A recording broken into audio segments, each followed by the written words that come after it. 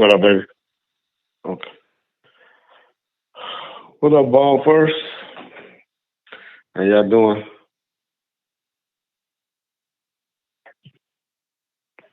All right. How's it going out there, y'all?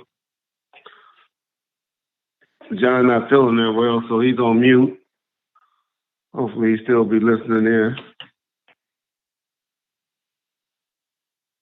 Yeah. So what we're gonna have on today is Biggie from the Mob Power Rule and Greg Kading's gonna come and clean up some stuff and some things, some rumors that's out there. He's gonna come on in about 5 minutes and we'll knock that out. So cool. We can get this TV off. Up there watching some old episodes of The Sopranos. Oh, man. What up, King Third? Stephen Ramsey, Gino, Ray Cash, Compton, Posey. Okay. You came over to listen, check us out. Okay, cool. Kayla, how you doing? Gun Smoke. Big Johnny Coop. Tony and Marty. Mohammed, what's up, baby? King Third, how you doing? Bishop, Crooks, Tony Vega. Yep, yep. Well, Steven was the first one in tonight, huh? Nah, big time. Big time Yo was the first one in. Okay. Man, it feels weird doing this without John on the phone talking. um, yep. Yola Slime. Slim. I hope, how you pronounce that? Yola Slime. I hope I'm pronouncing that right. Pretty eyes, Tony Cole. What's up, babe? All right. Machiavelli the Seven, the Don. Machiavelli Seven, the Don. Don't you be talking head about me? I'll be getting all you Machiavellis all mixed up. You from Australia? Okay. Eyes just, I love that name, y'all. Eyes just kill fuck how you feel. What's up, dog? That's gonna be the last time I say that today. Yeah. Let's see. You know what I'm saying? How long was Big Rock locked up for Red before Pac made it to live and die? Oh, Rock got locked up. Let's see, probably about 4 or 5 months prior to that. Rock wasn't around that long when Pac was out, so yeah, Rock probably went to jail in February or March of '96, I think. Yeah. Wired up, what's up, baby? Oh, okay. Brian, Tony, when you get a chance, every now and then, because I can't see it because I'm looking, just tell me how many people on, so you know when we dying out, when people are starting to tune in and tune out on me. You can just keep putting the numbers up for me, Tony Cole. I appreciate it. Mario Fernandez. Let's see. John saw Kylan paint. Never would have thought. Oh, you seen that painting in this house? Okay. Okay. Ray Cash, how you doing, baby? Yeah, let me know because sometimes I'll be putting my hand over the phone, and John be the one that will keep me. Tell me you can't hear me. Stoners, LA. What's up, man? Lakers on tonight? I know they played last night against Houston. They got their ass kicked last night against Houston. Lakers need to get a reason. Yeah, they need to hurry up and make that deal happen now. Yeah, as well. What to do? That's from my Bob Gotti. That was his favorite word. What to do? Lakers lost again tonight? What are you talking about last night to Houston? No, they lost last night to Houston. Hmm. Yeah, John, I think John's on the phone. He's just not feeling good, so he's trying to save his voice. I guess he gotta save his voice with his employees at work. The Raptors in Portland, okay. Must got somebody from Canada on here. That's where you from, Tony Amati? From Canada? Okay. The Outlaws are a good group. Okay. They did okay.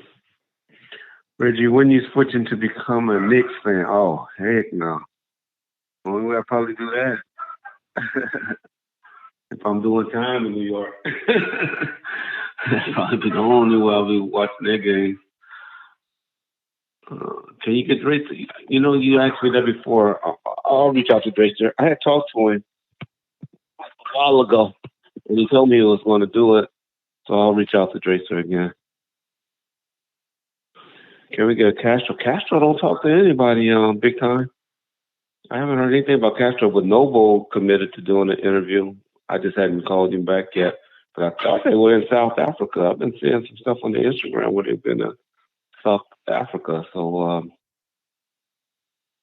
uh, we'll see. Okay. Well, Patty in the house. How you doing, Patty? Hello, Cody. What's up, dog? So I told Greg we're calling about 7:10. So we'll give him about 4 or 5 more minutes. I hate even talking on this subject because I know most of y'all don't even know what it's about. But I think I'll start winding down on responding to RJ. We'll just let his little 23, 25 people just believe what they want to believe. I'm always trying to make points to RJ, and it's just like beating a dead drum. And, I just got to remember he's doing all of this for money motive and not really the truth. And I'd be just trying to point out the inaccuracies. I make mistakes too. And when I make them, I try to say, "Oh yeah, I fucked up." I was telling people on the 313 Live show last night. Through all my life, I knew that leap year was in 4 years, every 4 years. I never knew that leap years was on even numbers. I never sit down and realize when is a leap year.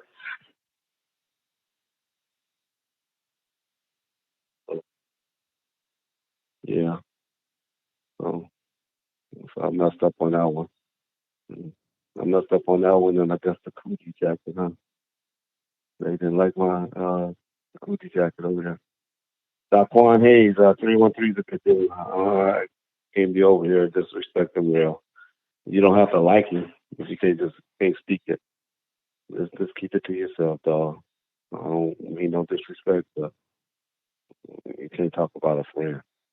You don't know this. I ride with you, I ride with you. If I don't, I don't. I ride with Real and John and Galbo. What's up with Galbo? Galbo been MIA, huh? I gotta see what's up with Galbo. I ain't talked to Galbo in about a week. Arthur Dialogue, he's still doing his thing. He's still doing big things over there. Glad to see that. Yeah. I said, why you do tasks like that? I'm glad, man. I'm not worrying so much about that. Goddamn, Clint McClain in the house. I ain't heard you in a while, Clint. How you doing? I feel bad. I really feel bad. What up, Robert Orono? Orono? I feel bad because I told Dad's wife I wouldn't tell that story again. Cause she's a real cool chick. She's from Gary, Indiana. She's real. I mean, the bad thing about it is this is a chick that Dad would have thought he got like a wholesome chick. She supposedly was a virgin and never been with nobody else but Dad before she got with him, which I believe because she's that type of chick. And she hit me up on Facebook when I told the story, and Dad came over there and beat her up and all of that. And she was like, Reggie, please don't tell that story again. Please don't say that. And I feel bad that I did that. And I just hope she don't. I hope she don't. The repercussions of my big mouth. But y'all know how I'm always. I got a jab back. you know. I don't know. Snoop, y'all know I really like. I hate that. I had to tell that story and put that together. I kind of like Snoop for some reason. You know what? Snoop was like Kobe Bryant to me, yo. I love Kobe Bryant on the basketball court. I don't think I would like Kobe Bryant personally as a person. That's how Snoop is. I love Snoop as an artist, but the way he be doing shit, Snoop be playing both sides and doing all that. I don't know. Yeah, yeah, I understand. Yeah, I don't even want to talk about that part. I don't need to ask going to beating her up no more. Yeah. Yeah, Snoop got jealous of Pac. I mean, that happens. It's just straight. All of them did. Dog Pound, everybody got jealous of Pac. Everybody got jealous of Pac, to be honest. MG got a diss on the Safe and Sound song. Okay. MG. Yeah. You cool, girl? I'm not cool with any of them, to be honest. I haven't seen any of them in a while. But when I was around Crump and all of that, Crump only did one thing in life that I disagreed with him about. And I won't talk about it. It ain't my business to talk about it. I don't do a little jazz here and there about it, but I'll never talk about it. I'll never get recordings of me talking about it. But that's the only thing in life that I disagree with Corrupt on. And I'll just blame it on being young and him. Because he was only like 23, 22 at the time. And he was an alcoholic. So I'm going to blame it on the alcohol. Blame it on the alcohol? So that's what we're going to do. Big Sig 81. Shields is in a prison in San Diego called Donovan. We put up all his information, his CDC number, his and if John listening, maybe he'll put it up again tonight sometime during our conversation. But we put up all his information up on the last interview that we did. Wasn't Jay Prince? What was it? Or was it at the end of Jay Prince interview? Man, y'all are so funny though. We had Jay Prince on the show. And do y'all know y'all view the bullshit with me and JMX more than y'all did with Jay Prince? Y'all some cold people. How the hell is me and GMX going back and forth talking shit to each other? Is beating out a Jay Prince interview. And John did a hell of a job. He kept me quiet because I got tuned in and just got caught up in the listening. Okay, Kenneth McLean. Reggie, can you clear up the BG Knockout interview where he said Suge got stabbed in prison and was in TC the whole time? Man, that is no true. Only incident where Suge had to go to the doctor in prison was he was trying to play basketball on the yard and broke his. And y'all talking to a guy that visit that nigga every day, Thursday through Saturday, for 4 years and three and a quarter months, almost 5 years. Suge, I promise y'all, was never stabbed in jail. They looked up to Suge at that prison at it was Mill Creek is where it was at, CMC. It was at CMC first in San Luis Obispo, cool there. And then he went to, after they raided our house and raided the office and that Biggie shit, they put him behind an electric fence. California, they got some electric fence where you can't escape and all of that stuff. And it was the newer prisons, and it was called Mill Creek, up in Sacramento somewhere. They put him there. Yeah, I mean, I'll show y'all. He never got stabbed. But yeah, so I don't know. BG Knockout talk a lot, and when he says it, and I like BG Knockout, so please, I hope y'all know how y'all like to get on Twitter and Instagram and tell people Reggie said this, Reggie said that. I like BG Knockout. I really like it.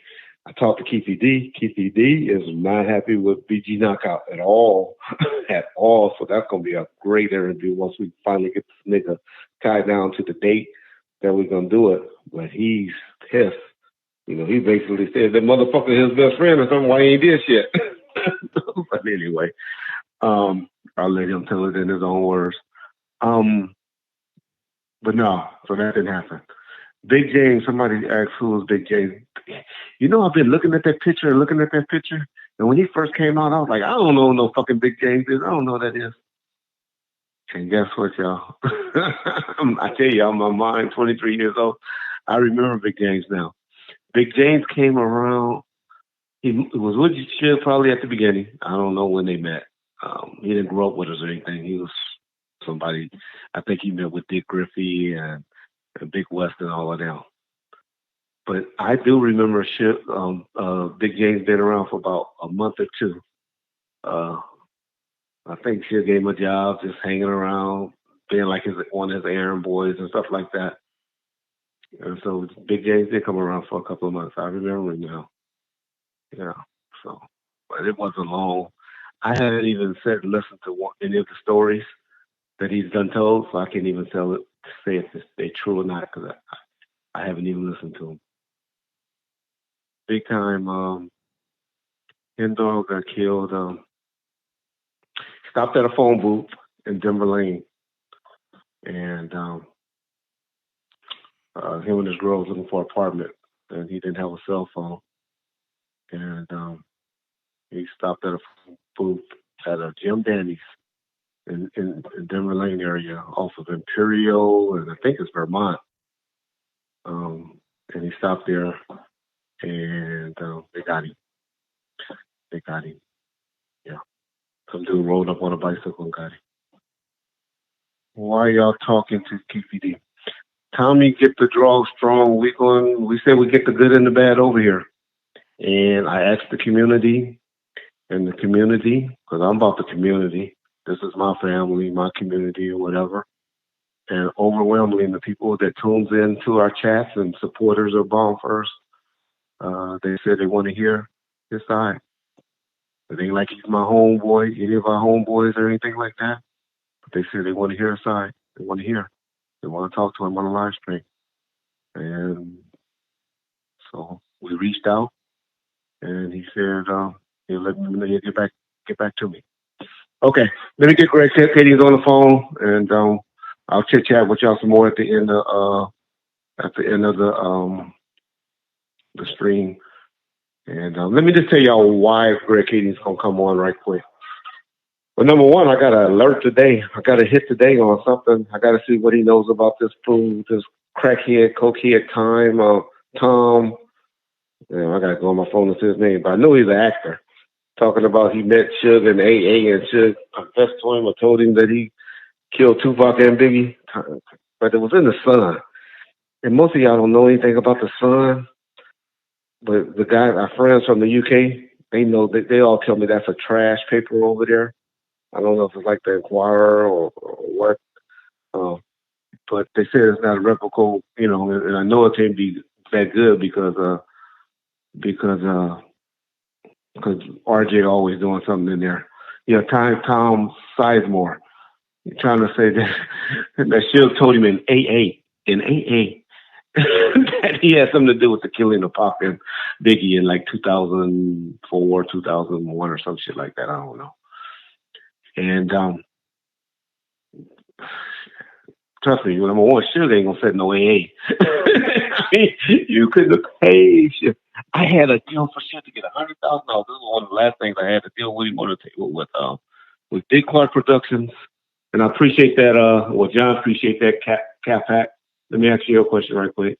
TPD denying everything might as well not even ask Orlando type. I know we just want to get some. I want to know some things like did he get shot and we didn't hear about it because Biggie Knockout put out a whole bunch of stuff and I ain't trying to shit on. I'm telling you, I really really like BG Knockout. He just put a lot of stuff out there that we got to clear up. We got to clear up. How does Suge feel about the Rivers and Top Dog? We tried it, Machiavelli. We tried it. It didn't work. I always said that was a project that didn't work. And I feel bad for the Rivers. Top Dog too, but mainly the Rivers because the Rivers is a hell of an artist in my opinion. And he got a bad rap. I think the Rivers when he was younger, he would have really blew up if he would have had a different direction. If we would have kept him just Connecticut and rapping the way that Connecticut rapped. Because the boy can write his ass off, y'all. The boy can rap his ass off. Cornell Brown, Timmy Rue, he said on the police channel, no. Timmy Rue, he heard me talk about some of the things. I said, I got to ask Timmy Rue about this, And I be exposing dudes' lies and stuff, and they get mad at Reg. And that's what happened with Timmy Rowe. Timmy Rowe still the homie. I didn't even go to the funeral, y'all. I got the days mixed up. I kept saying the 10th was Tuesday. I woke up on Facebook on the Tuesday thinking I'm about to get ready and go to the funeral and stuff. The 10th was Monday. Yeah, boy. The dates. So that's what happened with me. All right, let me get Greg on before we lose all of y'all. And RJ and your people, if y'all in here, this is how a live stream is done, though. This is how what John has over here is how we do a live stream. That bullshit you be doing over there is straight bullshit, dog. Straight bullshit. JMX, this is what you used to do, man. When I tune in, this is how you used to have it going on, man. Get back to this type of content, JMX. Come on, dog. Get off of RJ dick. You don't need it. You got fucked up Death Row Radio. You remember? You were probably about to get Death Row Radio, big dog. You fucked that up. You got drunk, got high, called me. I get the man on the phone, and you fucked that up, and you know it. All right. Hold on. Let me try to get Greg Kading.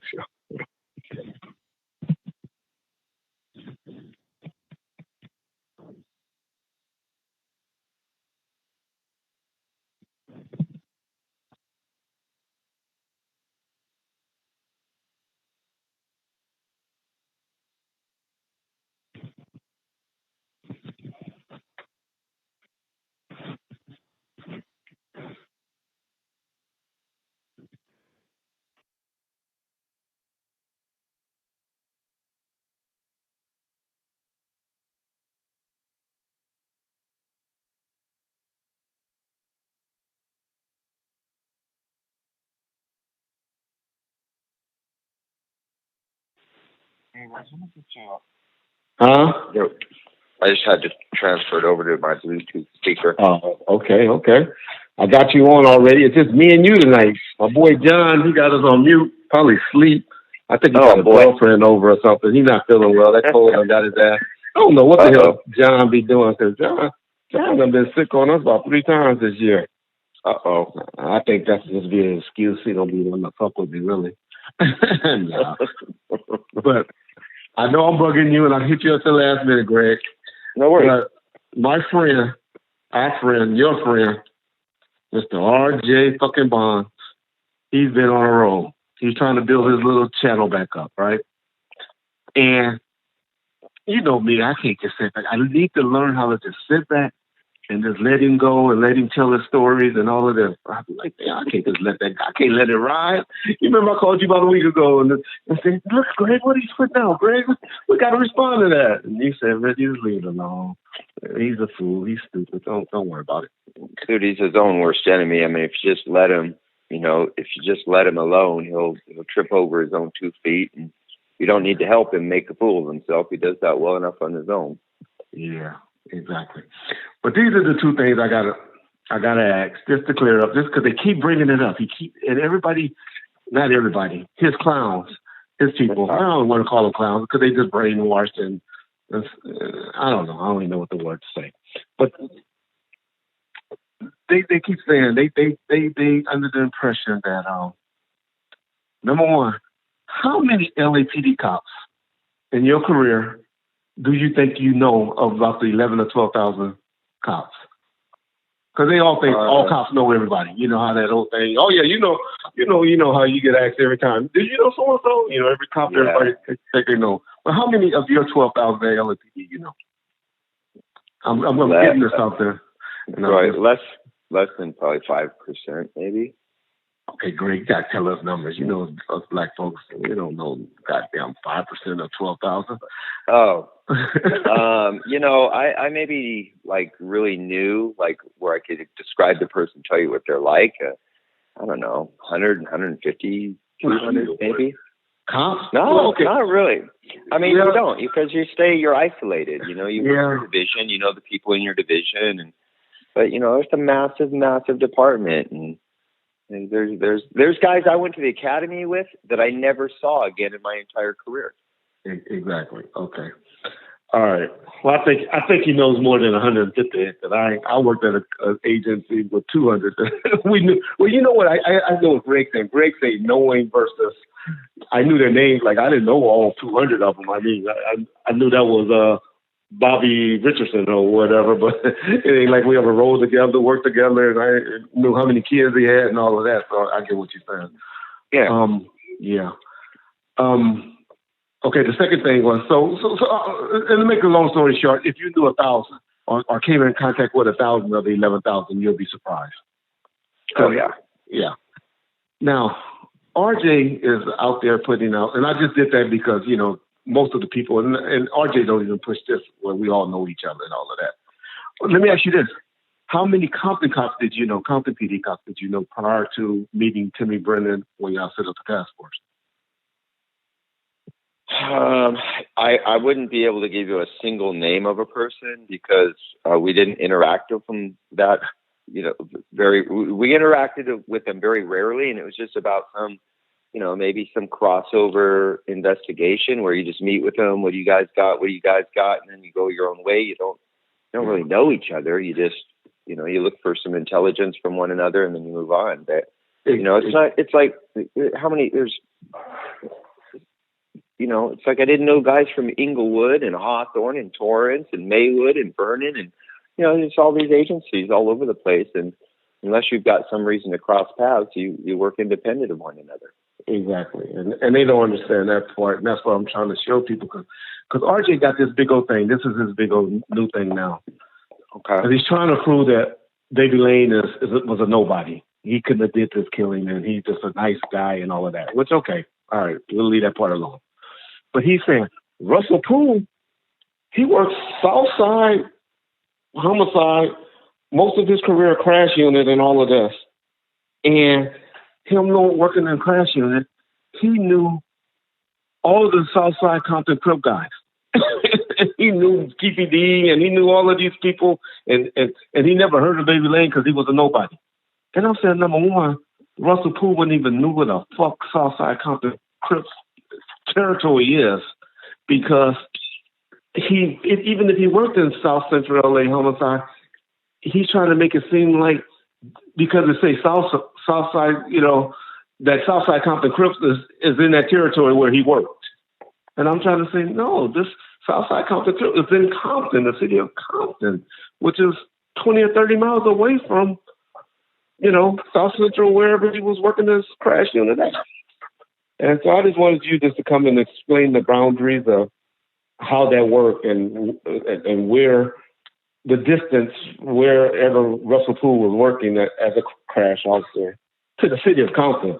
And how many times you drove your police car, if you know, especially as a working crash or something like that, into Compton. And all the procedures you had to go through to becoming then poaching. We used to call it poaching, or working in the Compton. Mm-hmm. If you can explain that, and just so people can kind of understand. So Russ worked South Bureau crash, uniformed crash. In South Bureau, there, you know, was like 4 divisions, essentially, Southwest, Southeast, 77th, and is Harbor Division? No. Anyways, it's a regional crash unit, but they're assigned to the gangs within those boundaries. That's their investigative responsibilities, to identify the gangs in those boundaries. And of course, no one man could do that because there's hundreds of gangs. And so you would, as an individual officer like Russell Poole, he'd be assigned a couple of gangs. Maybe he's going to, be assigned a Crip gang and then maybe a Mexican gang. And then his job was to take responsibility for understanding the people in those gangs, their hierarchy, what they're involved in. And so we spread it out so that an officer could gather expertise on a particular gang, or maybe more than one particular gang. But to begin to think that guy can be an expert on something, not only in his own to get a comprehensive understanding of just the gangs in his own area, and then beyond into other cities, it's fucking ridiculous. You just don't have... And tell them how far in miles or something like that is Southside Compton Crips or any Compton gang is from the area that you're talking about that he was supposed to have been working and patrolling. Well, let's say, I mean, if he had a gang assigned to him that was in Southeast Division, Southeast covers Watts. Watts isn't far from, the boundaries of Compton. So, they're relatively close in the sense of like geographical. 8 to 10 miles if he's in Watts. But more importantly, and the point is this, is that you don't have any investigative responsibility outside of your jurisdictional boundaries. And so there would be no reason for him to know anything about Compton gangs if he wanted to know about them because there was some particular interest. Maybe he found out that a Compton gang member may have come on into his area. Well, then he'd have to go to Compton and talk to their gang detectives and say, hey, a name came up. Do you guys know anything about him? And maybe talk to guys like Ladd and Brennan. But it's ridiculous to think that he would know what's going on with gangs in Inglewood or Torrance or Compton or Maywood or Vernon. It's just, it's way beyond any one man's ability. Listen, I worked gangs much more intensively than Russ did. And he worked uniform crash, which I did also. I worked federal task forces that had no boundaries. And, I did it for longer than him and more intensely. And I'm telling you, 1% of gang knowledge in LA is what I probably had, and probably less. And I didn't know anything about Compton gangsters. If I wanted to know about them, I had to go to Compton and talk to their experts, the Brennans and the Ladds and stuff, and vice versa. So it's a ludicrous claim for him to say that Russell Poole would have had all this knowledge about gangs outside of his area of responsibility. Exactly. He would not have known. And that's my point. I mean, he tried to make it seem like Russell's this, and I'm not even trying to shit because I never even talk about or know about Russell's career other than at the end he became a drunk. But other than that, I don't know anything about what he did or what he didn't do. I'm just saying I didn't know how policing worked, and an LAPD cop just wouldn't have all that unless they were just working that particular game. Now, LAPD cop could be on a task force or something like that was working a gang in Compton or something like that, and then he would have that information. I'm sure Russell eventually got that information when he was working the TPD or the murder. But I'm sure he was murder. Yeah, the Biggie Smalls murder. I'm sure he would have had to go and get that information from guys in Compton, from detectives and officers in Compton. He wouldn't have known anything about TPD or any of those guys prior to the murder. You let Russell hear it, Russell. I mean, you let RJ tell it. He knew all of this. He told me so. He told me he knew TPD. He told me, and Baby Lane was nothing. He's a nobody. But, but they forget that Baby Lane was wanted, was being investigated for a couple of shootings and stuff like that in Compton. But he was young and upcoming. He wasn't as known as TPD and all of that. Listen, if you want to know about who Baby Lane was, then you talk to guys like Brennan and Ladd, and they'll tell you because they would have known. They were the people that worked right around. And that's who Vegas came and talked to. Vegas came and talked to. Yeah. Okay, all right, now, their new big claim of fame is this big Phil Carson. And he hasn't really came out and said too much lately. But could you just explain to people a little bit about Phil Carson? Just who he is, what he's doing, what his management think, and what his people think that this is his new big bombshell that's about to be dropped and everybody's about to be running and ducking and going to jail and stuff like that. Yeah, well, that ain't going to happen, I can guarantee you. Phil Carson, FBI agent, he's assigned to look into the, some of the corruption allegations against the let me just touch you that and explain his position, because they got it like he was a head field officer at the FBI. No, he's just he's a field agent. He's a field agent, special agent. Yeah. Go ahead. I'm sorry, I didn't mean to cut you. So he was assigned because he was, out of the Los Angeles field office. He was assigned to look into these allegations that had sprung up about LAPD corruption, and he did. And he began, him and another guy named Quan. Gosh darn it, I'm just trying to think of the other investigator's name from the FBI. Anyways, it was their job to go and look into all this. And as time went on, and they didn't develop anything that was very compelling or didn't find any evidence to support these claims, and their supervisors were like, okay, we did our due diligence. We looked into it, and there's nothing here. Well, Phil was ordered because things were falling apart for Russell, and things were, becoming problematic in the lawsuit against the city with Perry Sanders and Valletta Wallace and all of that. And Phil was getting himself into an area that he didn't belong in as a witness in a case. That doesn't work that way, especially with FBI agents. They don't get themselves involved in civil cases. And his responsibility was the criminal investigation. He was told that to maintain the integrity of that investigation, that he began to rub elbows and get himself into the middle of this civil case. And so his supervisor said, listen, just, the criminal investigation is over and we don't have any evidence. And this is what they published in their press release. There's nothing here. And they even actually ordered him to discontinue his association with Russell Poole, because Russell Poole was demanding things out of the FBI, demanding things about how they do things. And they were like, wait, it doesn't work this way. You're a retired guy. Yeah, you're in the middle of this civil lawsuit, but don't tell us what we need to do. And if you look closely at a lot of the materials that came out of those FBI case files that are heavily redacted, you'll find that. You'll find that Phil Carson was told himself to distance himself from Poole. Poole, was getting outside of his,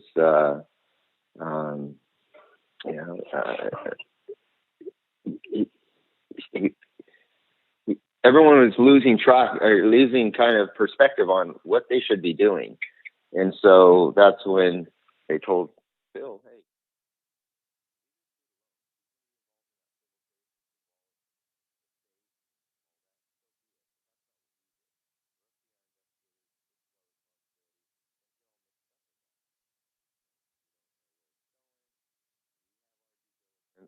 And so if Phil Carson now comes out and begins this new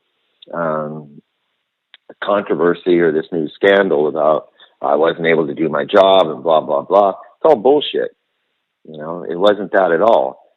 His own agency, not the LAPD, precluded him from continuing on in the investigation because it had already run its course and they found no evidence of any criminal misconduct on behalf of the LAPD.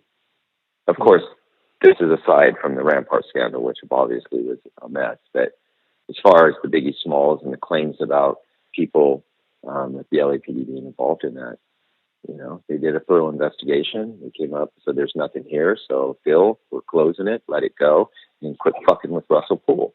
That's a civil case, and you got no business in that. And it's just that simple. Okay. Let me ask you this question, and I never asked you this before. Of all the times we have spoken on the phone or in person, have anyone in your investigation or on your investigation team, or even Russell Poole, when you read through his case files, have any one of them ever asked Rafael Perez or David Banks if they know Reggie Wright Jr.? Mm-hmm. I did. After I wrote my book, Rafael Perez and his attorney contacted me and asked me to have dinner with them. And I thought, okay, this will be interesting. I'd like to know why they want to talk. And I thought that this was going to be an opportunity for me to, ask some questions of Rafael Perez that I'd like to have asked. But it turns out instead that, like, hey, we would love to have you collaborate and write a book on Rafael's side of the story. And I was like, no, I'm not trying to do that. I have no interest in that. And so, that meeting went nowhere. But I had an opportunity to ask questions about his association with Death Row. And I don't know if I asked particularly you, that I would have said Death Row security, that type of thing. And what did he say? Can you? Absolutely not. He said it's all just been a fabrication of misinformation, innuendo, and it comes from these fucking lion-ass jailhouse informants that Rafael Perez was housed with. Yeah. Okay. They were the ones that were providing that information. Yeah. Okay. And so you asked him about me, and so of course he denied having anything to do with Biggie. Of course, I'm sure. Because he did it. Yeah. Yeah. Well, I know that. I know that. I don't believe that at all. Let's see, David Mack, Lafayette Perez. So why do Russell really believe that? What could make him, being a decent officer or whatever, really believe that he knew us other than what, the Kevin Gaines connection or what? Yeah, I mean, if you look back and look at the whole thing circumstantially, there was some compelling reason to consider those conclusions. Mm-hmm. I wouldn't draw conclusions, but I would consider the possibility of them because there was some interesting circumstantial evidence. Just minor stuff that when you look at a bunch of pieces together, you start to think, wow, that's quite a coincidence. David Mack and claiming his affiliation with the Compton Blood Gang, and then, you got the car issue, and then he's obviously a dirty cop. He's robbing banks, dressing in, attire that's representative of a blood gang member potentially.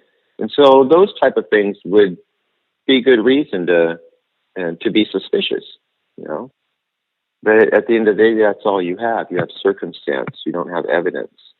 Circumstance is not evidence unless you have, unless it's supporting real evidence. Gotcha. And then this is a question I always want to ask, and I never asked you. They always talk about a shrine in the garage. In Unsolved, y'all only put a poster, a picture of Tupac in there. Yeah. What really was in there? Do you know what was in his garage or what? A poster and some CDs. And some CDs. Yeah, so just a poster. So why do they call that a shrine? Because they were fucking with Russell. The investigators that were at that Mac's house knew that Russell was on this kind of obsession and this kick. And this is what cops do. They fuck with each other. And so they call and kind of, hey, Russ, man, it's shy. It's just lame cop bullshit that they were just fucking with Russell. So he said some CDs and a poster. Yeah, we gave those out like crazy. Yeah, it wasn't like votives or candles and it wasn't like that, or the way it was represented in Labyrinth. I mean, it's just a joke. Okay. You can talk to Greg Grant. Greg Grant was the primary LAPD investigator on that. I talked to him a bunch of times. He wrote his reports on it all, and I'll be the first one to tell you that somebody at the crime scene, who I won't mention, was just fucking with Russell. Yeah, I'm sure he became like the laughing stock when you spinning out of control. Yeah. Mm-hmm. Y'all don't know cops have a bigger sense of humor than it's a warped sense of humor than most. Yeah. Let me ask a few questions and then I'll let you go because I know I promised not to have it that long. Let's do Kenneth McClain. Okay. Kenneth McClain want to know. No, he's talking to somebody else. I'll leave Kenneth alone right now. I usually go to Kenneth because he usually have a good question, but he's talking to somebody else. Let me see. Who got a question for Greg? Type it now and I'll read it. Whoever got a question here, I want to ask Greg.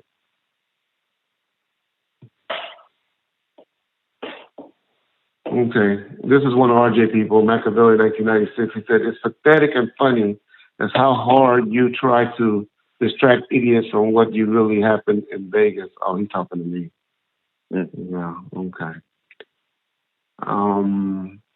So use a little common sense. If somebody were actually guilty of doing that, would they be spending this much time and energy? Oh man, I tell you, I would be hiding.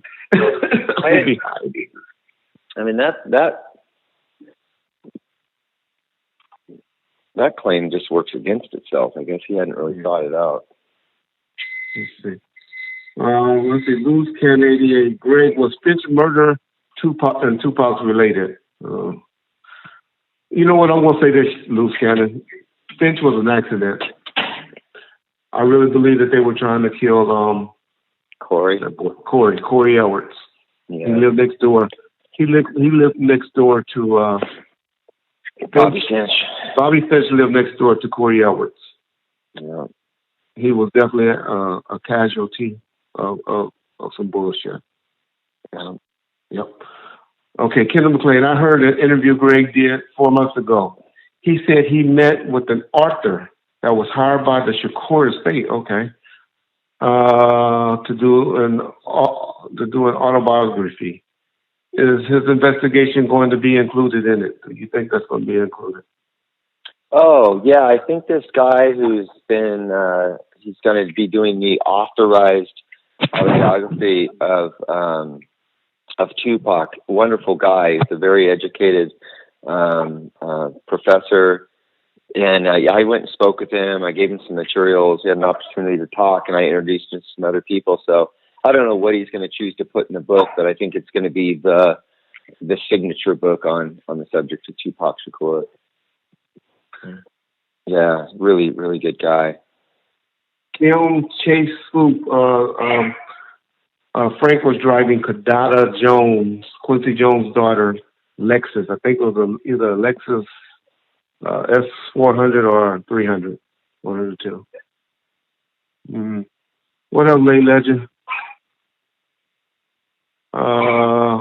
You know I'm not entertaining you right now, Lay Legend.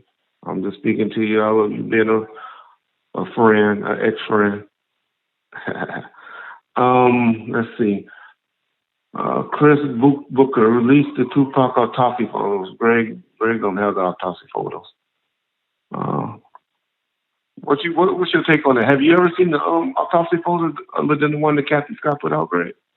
Yeah, I saw some of them. I didn't see the entire their entire murder book. I saw what they had sent us, and you've got some rather graphic photos of the one of that Kathy Scott obviously got from somebody there at the morgue that did that for her. But they're autopsy photos. They're brutal. They're grotesque, morbid photographs. Yeah. Cole, that was Suge and Pac that was in the 750 doll. They were asking about Big Frank. He was driving the Lexus doll. Say, ask him about Poochie. Kelly Richardson, what you want to know about Poochie? What you want to know about Poochie, man? Greg, how does it feel about Suge's situation? If you have an opinion, you can answer it. But, it's unfortunate. I'm sure that's probably your say. No, it's for me. There's a lot of years of karma that built up. I don't know that he deserved 28 years. Well, I don't know. That whole thing was just such a bizarre thing. You got Bone there, firing on Suge. Suge backs out, runs over Bone. And then, did Suge's, partial blindness have anything to do with his inability to see Terry? And I don't know. The whole thing was just a fucking mess. The Suge shouldn't have been down there pressing up on them guys. It shouldn't have. There should never have been a confrontation at the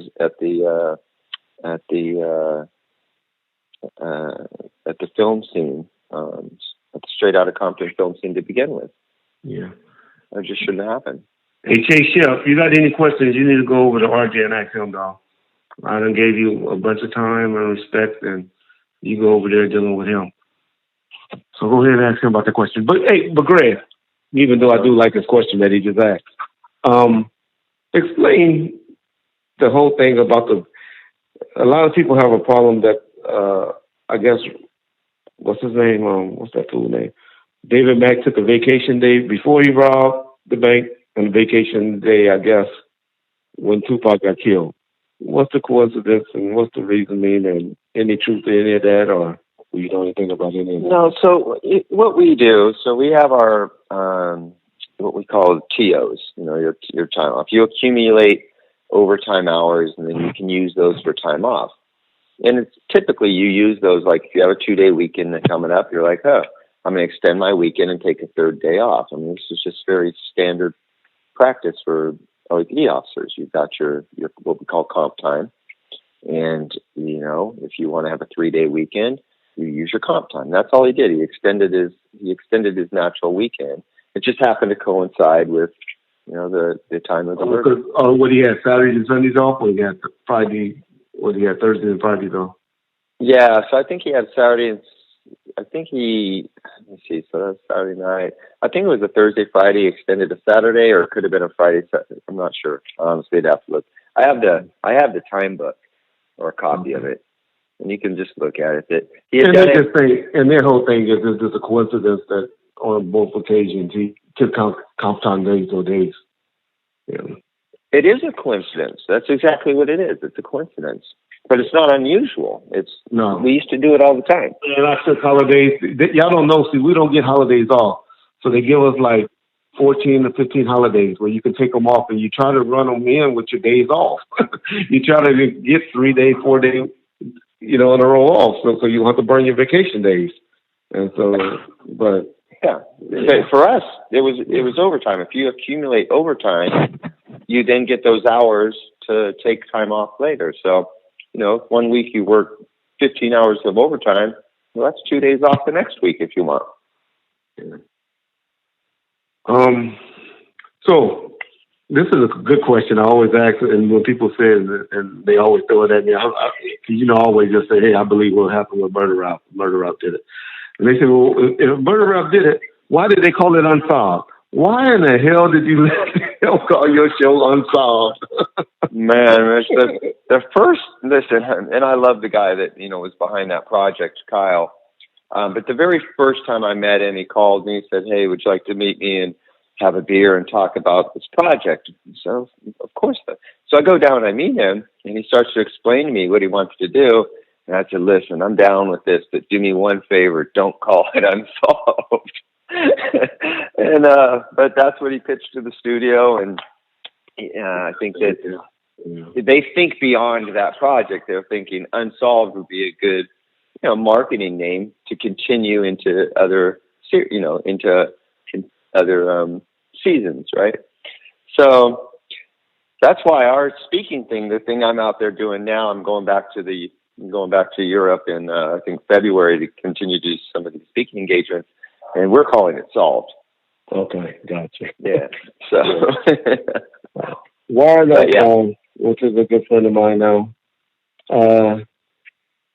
he want to ask you, do you plan on writing any more books or anything? Do you have any features anything in the works on this subject matter, I guess, or anything in general? Yeah. I've got a couple of really cool projects I'm working on, writing a couple of scripts for 2 different LA City related stories, and they're really cool. And we'll just see whether or not they get picked up and whether or not we continue doing that. But I'm pretty excited about them. Yeah. Jay Lamb say it's not solved. The case is not solved. Could you explain to him why is that a standstill? Where is that? Okay, I know you can. Hey, Reg, I can't. Your volume got really low. No, I put my hand over it. I do that. Jay Lamb want to know what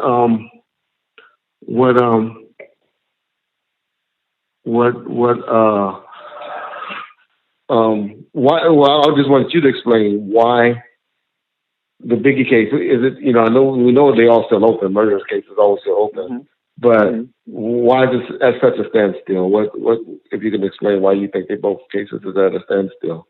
And the main thing, could you explain to them why TPD has not been arrested? Everybody keeps saying, well, if he got all this information, why hasn't TPD been arrested? If you can explain and tell the difference on the proffer deal and all of that, and other than just somebody coming in making a statement, hey, I did this, you need more to corroborate it.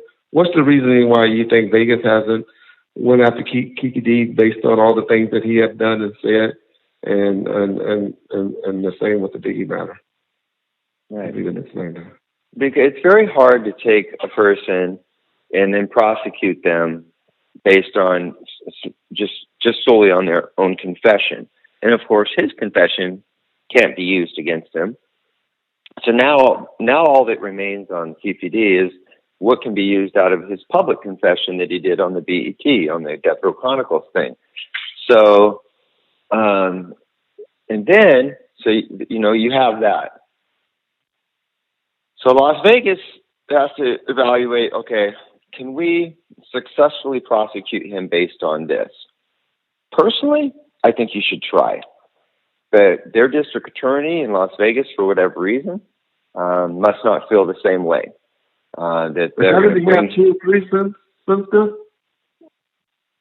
2 or 3 confessions? No, DAs. Oh, I really don't know, Reg. I don't know too much about what's going on out in Las Vegas. I can just tell you that I'm aware of his public confession outside of his proffer agreement, and it seems to me that on the strength of that, you could bring him in and prosecute him, especially when you because that's real evidence, his own confession, that's evidence. Now all the circumstantial stuff can be used to support that, which is what I was trying to say earlier. Circumstantial evidence on its own is kind of worthless, but when you have real evidence and then you can support it with circumstantial evidence, then it starts to build a rather, a much better case. I don't know what's going on in Las Vegas. I don't know if they just figure it's going to open up a can of worms. I know that they would never attempt to prosecute somebody the likes of Puffy Combs based on the strength of Keefe D because of who he is and his history and his, his changing stories and his, Keefe D as a witness on a stand in front of a bunch of legitimate jurors.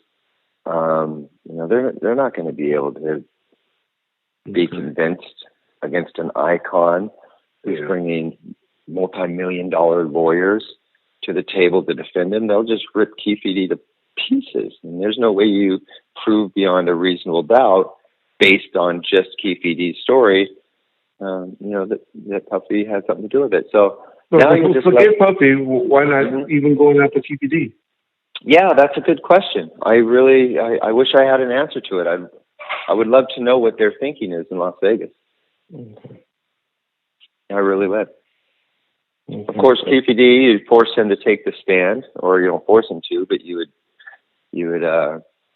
summon him to take the stand, and he does one of 2 things. He either refuses to testify, which is his right to do, or he takes the stand and says, I made it all up. So, now you're left with potentially what? Tapes from BET to prove your case? Yeah. I mean, what else do you really have? It's been so long and there's so little to be offered as far as courtroom evidence and testimony. You bring Keefe D in, you sit him down in front of a judge or a jury and say, Mr. Davis, take the stand. I don't want to. Okay. I have nothing to say. Okay. Or he gets up there and says, hey, I made it all up. I lied. And then what do you got? Yeah. Which RJ always contends that Keefe did, but he knows he never played that tape, and he know he had him taped. I really would love to know what happened in that conversation between him and RJ, because he never, he always talked about it. The meeting, show us pictures with him hugging Tupac's murderer and all of that, but he never tells us, or he tells us what it was said, but he never played. Like you play his voices. He won't play that voices. And speaking of playing voices, he's a big component. RJ is a big component right now of Psycho Mike's recording. Psycho Mike, and I just want to extend it to you. If you ever decide, once you release it on Murder Rap, if you ever decide to release the Psycho Mike recordings, we'd love to play them over here. Oh yeah, I got no use for him. I mean, all they do is prove that he's fucking out of his mind. I mean, you listen to Psycho Mike's recording, and you know that there's no way in the world that you end up with I'll drive to your house tomorrow and pick those up. Yeah, the best person to probably do that would be, Dorsey's really good at getting digital copies of things. And well, tell him, he told me he was going to ask you one time, because I asked him before to ask you, and that's when you was out of the country, and he said he had to talk to you. Yeah. Yeah. He said he had to talk to you. But are you serious? You'll be considering doing that? Yeah, I don't have a problem with that, Reg. If you guys want that tape, I don't give a shit. Okay, cool. Well, y'all heard it here. We got Greg Kading. You got 420 people tuned in right now, so I can't let you go yet. We haven't had that many people on the live stream in a while. And so if you don't mind, just tell me when you got to go, because I know you done gave me much longer than a lot longer than I asked of you. But I'm going to keep you on as long as, okay. Because there's a lot of questions. I haven't even been looking at the board that much to ask questions, because, these are just things that, our friend been saying that I wanted to, just to get cleared up, because he got 25 friends that just works the board. They just go on everything that's out there and just put up all type of bullshit. So anyway, I know we done talked about it before and stuff, but it's a lot of new people we done got, and we've been gaining a lot of traction recently. Could you just talk about the Gene Deal thing? Because Gene Deal, for some reason, and let me just say this: I don't have a problem with Gene Deal. So y'all don't please go over there, starting creating and sending Gene Deal Instagram messages and Reggie talking about you, because I don't need it. I don't need it in my life. If you could just tell about the picture situation that he's always claiming that you didn't do or something, if you can explain what happened on that. Crying about. I'm not exactly sure what he's crying about. I can just tell you what happened, and okay. My version of it, anyways. Eugene Deal, of course, became of considerable interest after he was on Broomfield's video, and he does the ID of Amir Muhammad, of Harry Billups. So this is the guy, and of course I'm like, oh, hold on a second, let's back this up, because you had already picked somebody else out of a previous six-pack that doesn't look anything like that, and this was shortly after the murder, when his memory would have been much more reliable and intact. So shortly after the murder, the investigators go and they meet him and show him a six-pack, and he picks a guy out and says, yeah, this looks like the guy. And then, of course, years later, Broomfield, goes and shows him this six-pack with Harry Billups. Well, Harry Billups' picture's already been in the newspaper. It's already publicly out there. And so, of course, they're all trying to create this dramatic moment for this DVD. And if you know anything about documentaries, you want to create dramatic moments, because that's what interests the audience. And so that's just what happens. And so I call Eugene Deal. I'm talking to him. I have another guy on the phone who's a LA Weekly reporter named Chris Vogel. And we're sitting there listening. And I said, Eugene, what's the deal with this whole thing? No pun intended. I was like, Eugene, what's the deal with this thing?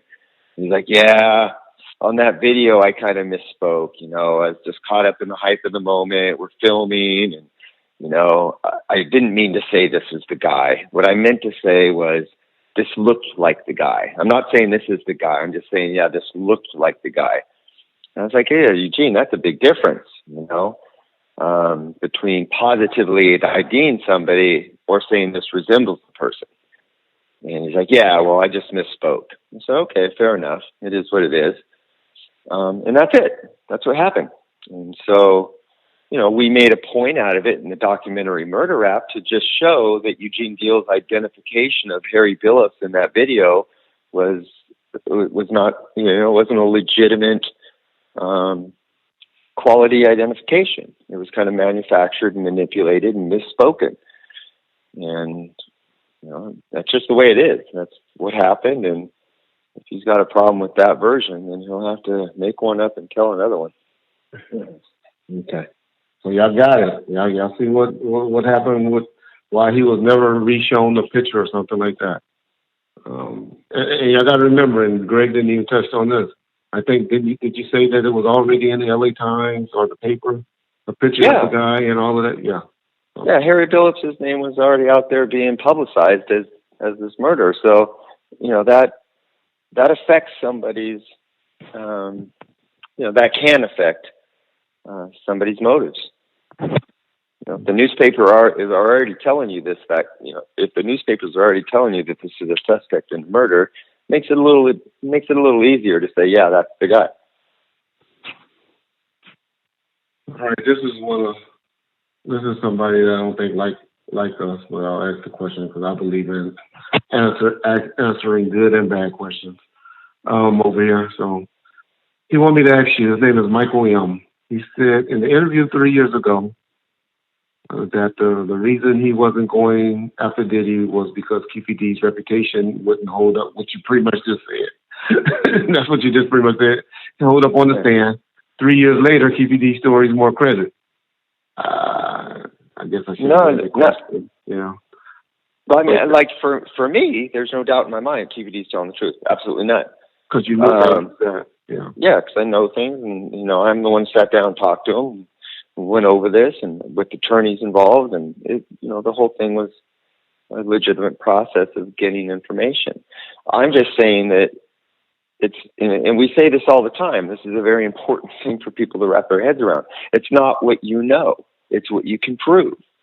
And knowing something doesn't mean that you can go to court and prove it when you have defense attorneys that are going to be attacking the credibility of the witness and bringing up the fact that he's a gang member and a dope dealer and he's done this and that and he's changed his story. You know, all of those things work against you when you're trying to prove something in court. But that doesn't mean that it's not true. And so, you know, those are just the nuances of how our system works. Okay. Jay Lamb, who I'm starting to believe, I thought he was one of our guys. I think he's definitely an RJ guy now.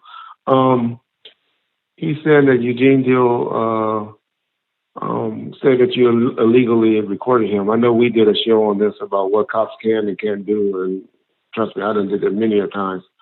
But they said because I'm a crooked cop too. But if you can explain to him that what's up with the recording. Yeah. Listen, I don't know. Well, first of all, I wasn't the one to interview Eugene Deal during this, the investigative period when he was, after the murder of Biggie, and investigators went out and talked to Eugene Deal, and they tape recorded his statement.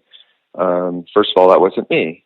But had it been, I would have done the exact same thing, because that's what you do. You record people's statements to preserve them so that if down the road they change their story, you can say, well, hold on, I have it here on tape. And everybody knows that that's what you cops do. We don't have to tell anybody that we're recording them. It's completely legal. We do it all the time, every day, in every fucking investigation throughout the country. So for Eugene to say it was illegally recorded, he either doesn't know shit about law enforcement procedures, or he's just saying this out of frustration. But it's a ridiculous claim to say that it was done illegally. Okay. And, it may have been done without his knowledge. Yeah. But that's just, he should have expected it. If he comes from a background of law enforcement, parole officer, whatever he happens to be out there in New York, he should know quite well that this is what we do. Gotcha. Okay. Let's see. I'm reading these questions and not really reading them, so I'm reading them to you as we go. So they'd be crazy. Just don't answer it. Ask Greg if Puffy put a bag on a death row chain. Okay. Why they don't go after him or Biggie for getting put on a T-shirt based on Poochie band connected to Shug? Yeah. Did you? I'm not sure I fully understood. Yeah. It was a bounty. I'll just answer that. It was a bounty on the chain. It was a bounty, y'all. Put on the chain. Okay. Reggie White didn't Shug kill. Through your investigation, did you ask Keefe D where did they go, or where were they at during the Compton War? On the war, did y'all even touch on that? Yeah, I talked to both Keefe. I think I talked to Michael Duro about that too. I think Duro was in. Let me looking for something. Guys, in like 10 or 15 minutes, we're going to get Biggie on. So those of y'all that's here just for Biggie, for the bull crowd. Don't want to hear this. If y'all hang in, fine. If not, I'm sorry. But Greg is doing great. These are things that we need to talk about. So yeah. I'm sorry, Greg. Go ahead. Yeah, I'm not. What the question was again? Shit. I forgot. Where was Keefe D? Yeah. Tupac got murdered. Yeah. So I remember. Oh, let me think. I think that they said they, gathered arms, made it known that, stay close to home, essentially, and be ready for whatever's coming. Basically like hunker down and wait for the drive-bys to start because they're going to come. They were fully aware that there was a green light on them. Gotcha. So they were sure aware. Did you ever hear? Because our boy BG Knockout, he said that Orlando got shot in the leg twice with an AK-47. You ever hear anything about that? Because I sure didn't. Never heard nothing about that. Yeah. Nope. Yeah, I never heard that. And by the way, and not to discredit that guy because I really don't know. I can't. But his name never, ever, ever came up in the entire investigation of associates and people who may know something, wouldn't know. I mean, that guy's name never, ever, ever came up. So it makes me question. Well, he went to jail during your investigation. He was in prison during your time. But his name was ever mentioned in the investigation after Tupac was. That's my point. Is that in the investigative files, which I scoured through over and over and over and over, his name never came up as like this associate. Here's a guy that you may want to talk to. Here's a guy that you may know something. Here's a good friend of Orlando's. So it just makes me wonder, like, how close would a person be if their name never comes up in that context? You know what I'm saying? So I don't know. Maybe they were really good friends. I talked to Keefe about a week ago today, last Friday, and 5 minutes of the conversation was all about him. Oh, okay. He's real upset with him. I guess because of the interviews. I don't know if he listened to our interview or if he listened to the interview that he did on Blab, but he's not happy with him at all. Yeah. Keefe's not happy with BG Knockout. Yeah. Oh, okay. Gotcha. Did you see the Gene Gill say on YouTube, Puffy, that they were coming for you that night, bro? Okay. I don't know what that is. I don't even know more about that. This is why I miss John at. John will usually be talking and I'll be reading questions. Let's see. Okay. All right. Well, cool. I think I got a lot of questions off my chest that I wanted to ask.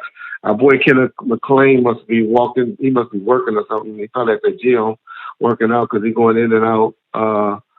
But just to let him know that Greg assured us that he's going to get Michael Dorsey to send us over the Psycho Mike taping. And so hopefully we'll get that, and John will work on it this weekend. And so we'll post that up so y'all can hear how crazy he is. And because Kenneth McLean was the one that was mainly asking about it.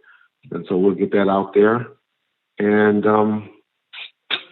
let me see. Come on, y'all. Y'all got any last questions? That's good questions. If not, we're going to let Greg go. Let me see. Oh, they're coming now. Okay, they were telling you, a couple of people wanted to tell you they loved your book. I forget who that was. Okay, Kenneth McLean. Yeah, Kenneth McLean, he's about to type one up. You know, he'd be long-winded, so give me a minute. Ask why Keefe ain't asked for the money when Big died. He did. Okay, talk about that right quick for this guy. About the money when Big died. Wait a minute. I think I know what he's asking. Oh, he's like, okay. I'm assuming he's saying, well, if there was a solicitation to kill Tupac, then why didn't Keefe D ask Bad Boy for the money the night that Biggie got killed? I'm assuming that's where the guy's probably heading with that question. And you have to keep in mind this environment that they're operating in. Tupac's killed big investigation as a result. A lot of police pressure. Bad Boys already under surveillance out in LA from people in New York because of other matters. And it's just really hot. And the last thing you want to do is like be, under surveillance and associating with people that you had just asked to do a murder 6 months earlier. So you got to understand that environment that they're in. And so Keefe D works his way towards the security, gets through only, what's up with Puff? Y'all need security tonight. Puffy's like, no, man, FBI is all over me. Keep your distance. This just isn't the right time to be going, well, what about the money for the murder that you owe me, dude? It's just not that type of thing. And Keefe D, by his own words, he's rolling in dough during this period of time, right? Yeah. And, and Orlando would have shot Tupac just on principle. So the whole thing involving Puff is kind of, yeah, it's there and it's important and that type of thing. But Keefe D knows that Orlando was going to take things, that shit was going to happen anyways. Right? Mm-hmm. Like I said, even if I was with them, which I wasn't, but if I was with them, I wouldn't expect it to happen there. I would have thought, oh, they're going to get us once we get back to LA. It's going to be on. Somebody's going to get popped. I would have never thought they would have retaliated that quick. I'll be honest. Yeah, but what motivated them more than anything was the beatdown of Orlando. That's what that's what I'm talking about. Yeah. Oh, they wouldn't. Yeah. They I think I heard that they said they weren't even out there with guns. Right. They had exactly. To kick guns. Yeah, they were out there to party. Yeah. Absolutely, they had no intention of doing anything. So this goes back to answer the original question: is why wasn't Keefe pressing up on Puffy or Biggie or whoever to get paid for Las Vegas? And it wasn't the setting, it wasn't the right time, it was just not there. And Keefe D, he himself was like, shit, the reality is we would have done that anyways. I'm going to get paid if I can, but I also realized that. And that's why I feel Puffy didn't want to pay. I don't believe that's why I feel Puffy was like, hey, nigga, y'all did that shit because your boy got jumped. Right. Y'all didn't do that for me. Yeah. Right. Let me ask you this, because what type of gun was Pac killed with? Was it a 40 or was it a 9mm? Glock 40. Glock 40. Okay. Biggie got killed with a 9. Okay. Because I the gun that Kevin Hackey gave me, the gun that Kevin Hackey gave me that the Santa Monica cop did, and the Santa Monica cop gave from the House of Blues incident that I was walking around with, and I took to the Bahamas and all of that, was the gun that killed Tupac. I'm traveling all over the country. Yeah, that's the new plane now. Right. Wow.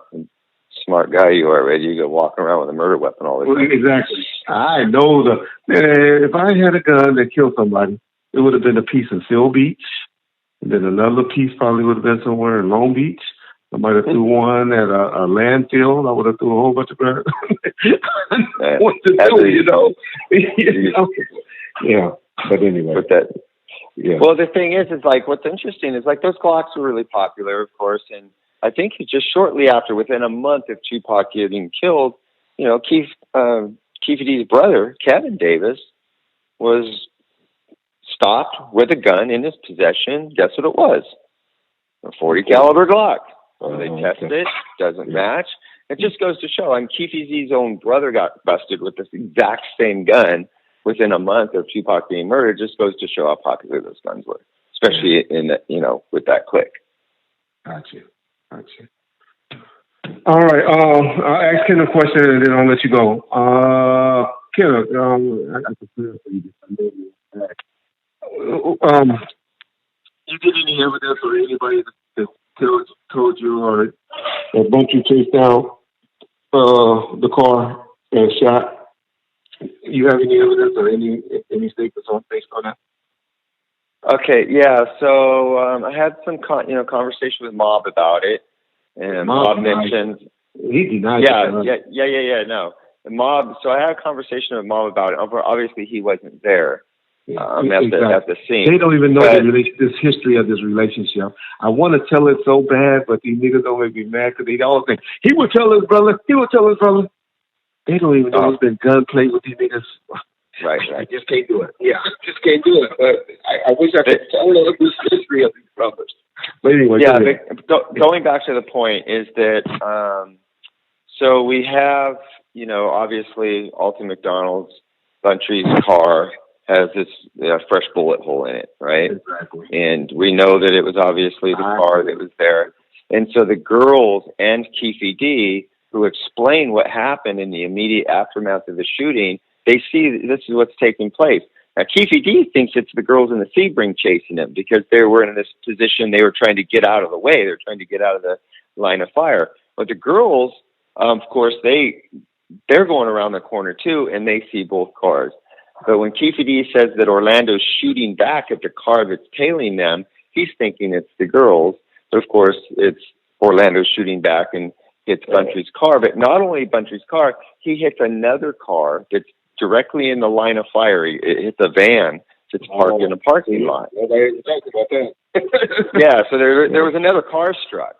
And so that's how we knew there was a secondary shooting. I didn't know that. Yeah. I never heard that. Yeah. Mm-hmm. Okay. Gregory, once again, I won't be blowing you up this weekend to be on for Darcy. But man, once again, you come through for us all the time. Every time I call, you always come through. And no worries, Reggie. No, I appreciate you, man. You're all good. All right. Thanks, Greg.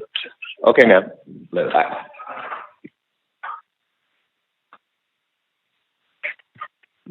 All right, Bomb First family. Once again, Greg comes and tell it. Y'all, you know, the ones that's going to believe it, going to believe it. The ones that don't want to believe what he's saying. You know, like y'all say, two cops talking to each other, making up lies. All right. That's cool, too. But we don't have to. We don't have to do this shit. We do this shit just, you know, we don't have to do this shit. Our lives have moved on. All right. But anyway, let's get Biggie on the phone. I hope that nigga ain't got drunk on me and went to sleep. Well, let me call Biggie. Hold on. And then we'll wrap it up after that. What up, Big? Wait a minute. I got to say this about Big Dog. Big Dog 911, y'all. For those of y'all that Murder Rap placed it on their page, 313 did it, and John hadn't did it. I was going to put it up on the live stream, but I ain't going to bother John right now because he's kind of hurt. But our boy Brandon Moore. What's my boy name? Kenneth, if you could type his name and that link that's off the Murder Rap page, helping him out with his GoFund situation because he got some issue that he needs a little bit of help with because of some issues he got. If y'all can paste that in here for us to help our boy Brandon out, I appreciate it, Kenneth, if you can do that for me. Paste it on here for me, and I'll have John put it up or pin it up on this stream. All right. If you can type it out, what's going on with Brandon? I don't want him to solicit it. If you can do that for me, Kenneth, I'll greatly appreciate it. All right, y'all. I'm going to be silent for a minute because I got to get Biggie on the phone. Hold on.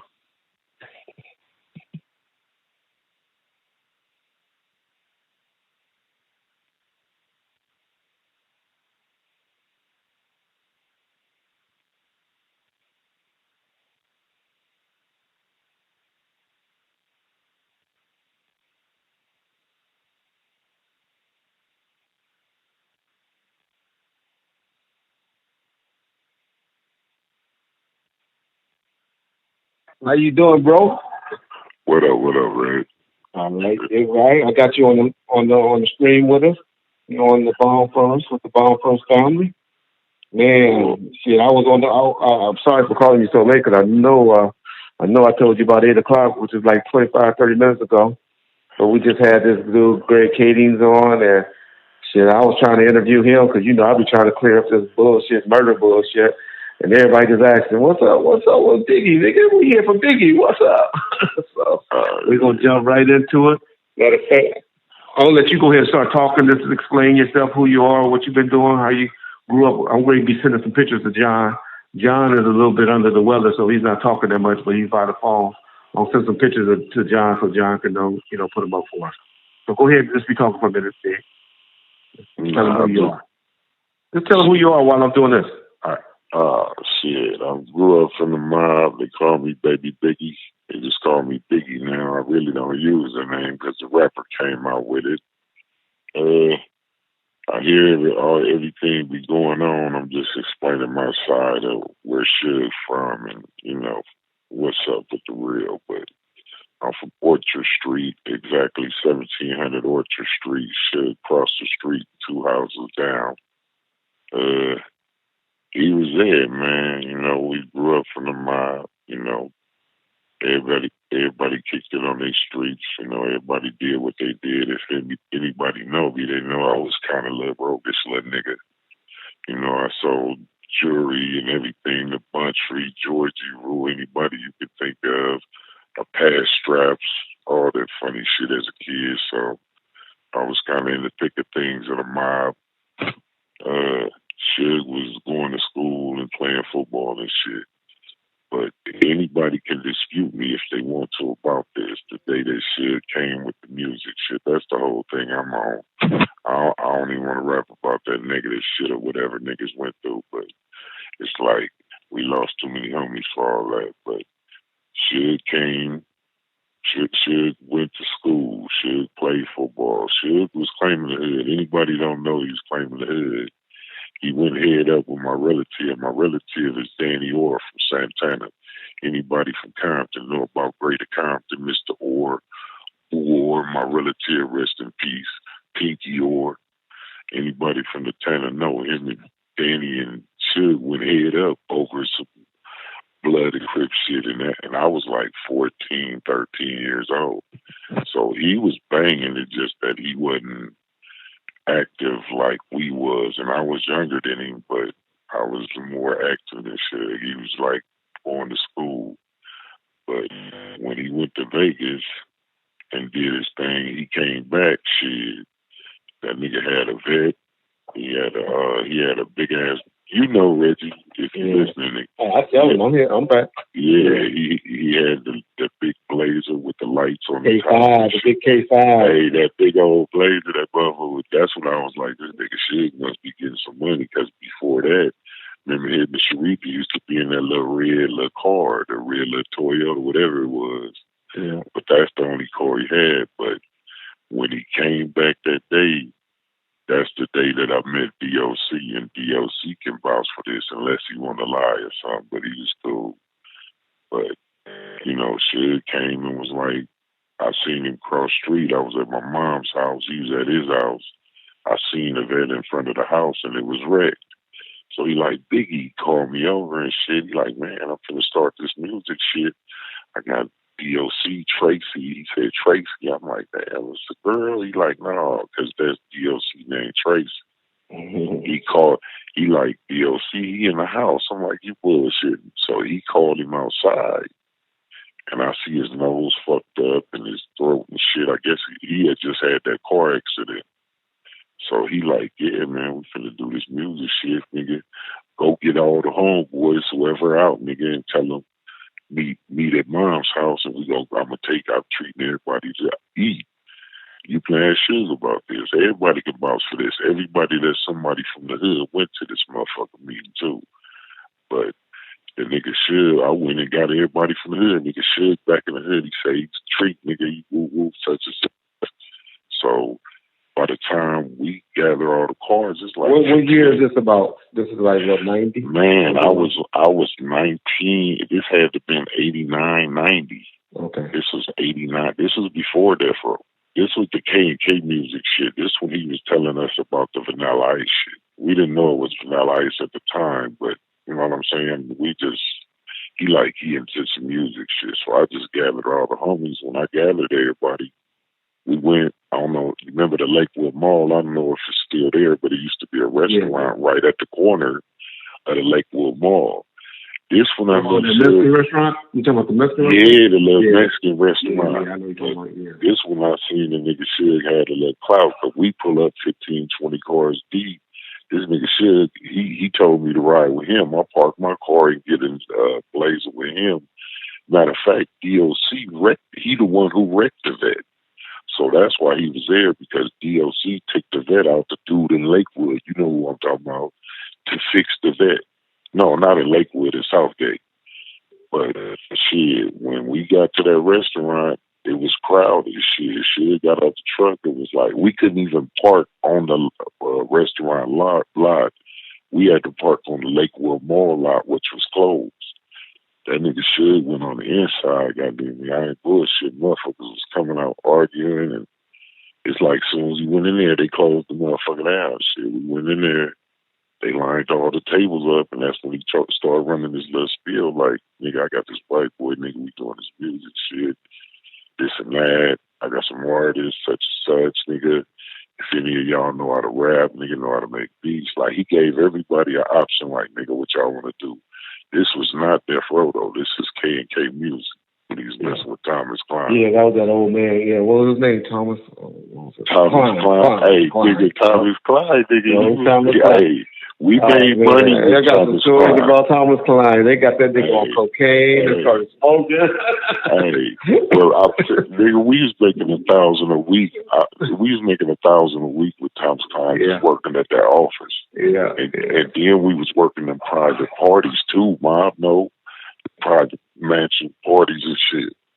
But when the nigga Suge started, everybody started joking about the shit. Like, yeah, they gotta do the beatbox. Why? You know how niggas is. Niggas ain't taking it serious. They had opportunity. It's like, motherfucker wasn't, you know, nigga. But see, Suge seen that part of it. I didn't see it, but I just was fucking with him because, you know, he's from he my big homie for real. That's what I'm about to say. He's right by you. That's what people don't know. You know, Mob James and all of them, they live around the corner. I'm a block over. You right 3-4 houses down. Yeah. Suge quarterback for both teams. Biggie go do a post. You know, he quarterback for both teams in the middle of the street. In the middle of the street. They don't know nothing about playing football in the street. Yeah. Tackle nigga, you catch nigga at the curb, wear his ass out. Big hope he grab. Yeah. But see, it's like I grew up with him, and he always, Biggie, you big, you could play football too. Because, you know, he was good at football. Yeah. We used to go to his football games, Afro hanging out the motherfucking football helmet and shit. But when he said that shit, nobody really took it serious. Yeah. But shit, that night, that nigga like, Biggie, you gotta leave your car, nigga. We going out. He had the house. I don't know if you probably don't remember. He had a house out in Canoga Park. And he had his artist, Chocolate. Chocolate is the one who wrote for Ice Baby. Yeah. Ice Baby. Chocolate. And see, Suge had a group called, it was Miss Island and them. You know, it was a group he had, Miss Island and them. Yeah, that's before my time. It was Chocolate, and he had a singer, some dude named Sean or something. But shit, he had a studio out in Canoga Park, but his artist at the time, this is why he called us in. I didn't know at the time, but his artist went rogue on him. He had a studio at the house in Canoga Park with the pool, jacuzzi, all that shit. So he when that night after he had the little meeting and everybody laughed about it, he told me, he said, Biggie, go get 2 of the homeboys that you control, nigga, and tell them they finna be gone a week. I'm giving each one of y'all $500 each and an ounce of endo, nigga. We on a mission. I'm like, nigga, all right. I go get Big Brian from up the street. So I didn't get nobody else. I just got Big Brian. So we went out to Canoga Park. He tell me what happened. Like, nigga, my artist took the keyboard, nigga. They took the music, nigga. We working on this white boy music, nigga. It got to be turned in by the end so we can get paid and da-da-da-da. Chocolate keep talking about he going to get a $50,000 check and all this shit. So he like, I need y'all to sit here and wait till they come back. When they come back, hold them and call me. And I'm gonna come to the house. So shit, we parlaying this motherfucker. We calling homeboys from the hood. We having parties at this motherfucker waiting for these people to come back. So finally one morning they come back. Nigga, I already went around the Home Depot, nigga. I had duct tape, strap everything. Nigga, I ended up duct taping them up, strapping. This some real shit. The statute of limitations is up. So yeah. It wasn't murder. Yeah. But shit, I ended up taping them up and gaffled them up, held them for him, called this nigga. This nigga get there, he like, Biggie, what you doing? And shit, he like, why you picked him up? Like, nigga, you said hold him, nigga. So, shit, he ended up untaping them. Come to find out, it wasn't Chocolate and them was niggas that they was fucking with that had the keyboard and shit. But they had drove back to Texas to see their mama and them and made some new music. So when they came back, they like, yeah, we've been working on music. They like, nigga, get it in. Shit's been looking for you. So that's how all that shit started in Time and working with Time and doing the parties and the shit that Mob was talking about. So all that shit where it should have started from, that's where that nigga started from. Gotcha. That's how they came back to the hood and everything. Okay, so now, so were you around? Were you one of the ones that went to him on the Easy situation, or you know anything about that, or you wasn't there? We went up to the office twice. You know, I got locked up right after that. We went up to that office out there they had in that little parking there, whatever that little area was out there. I don't know if it was Southgate or whatever it was. But yeah, we went up there a couple times. You know, I ain't gonna say what situations, but he wasn't there the 2 times we went, but Jerry was there. Okay. Did you ever run into that Jewish guy, Mike Klein, that they're always talking about? No, he probably later. Mike, you talking about the one who had? Did he have a car? Did he sell exotic cars on Sunset? I don't know what Mike did. Mike Klein did. I don't know. I think that's who you tell. I don't know. I don't know if his last name because him and Tom was dealing with each other. Okay. So you went to jail, and then I know, and then you came back around. Biggie came back around after I had even left. Yeah. So you came back around like 2002.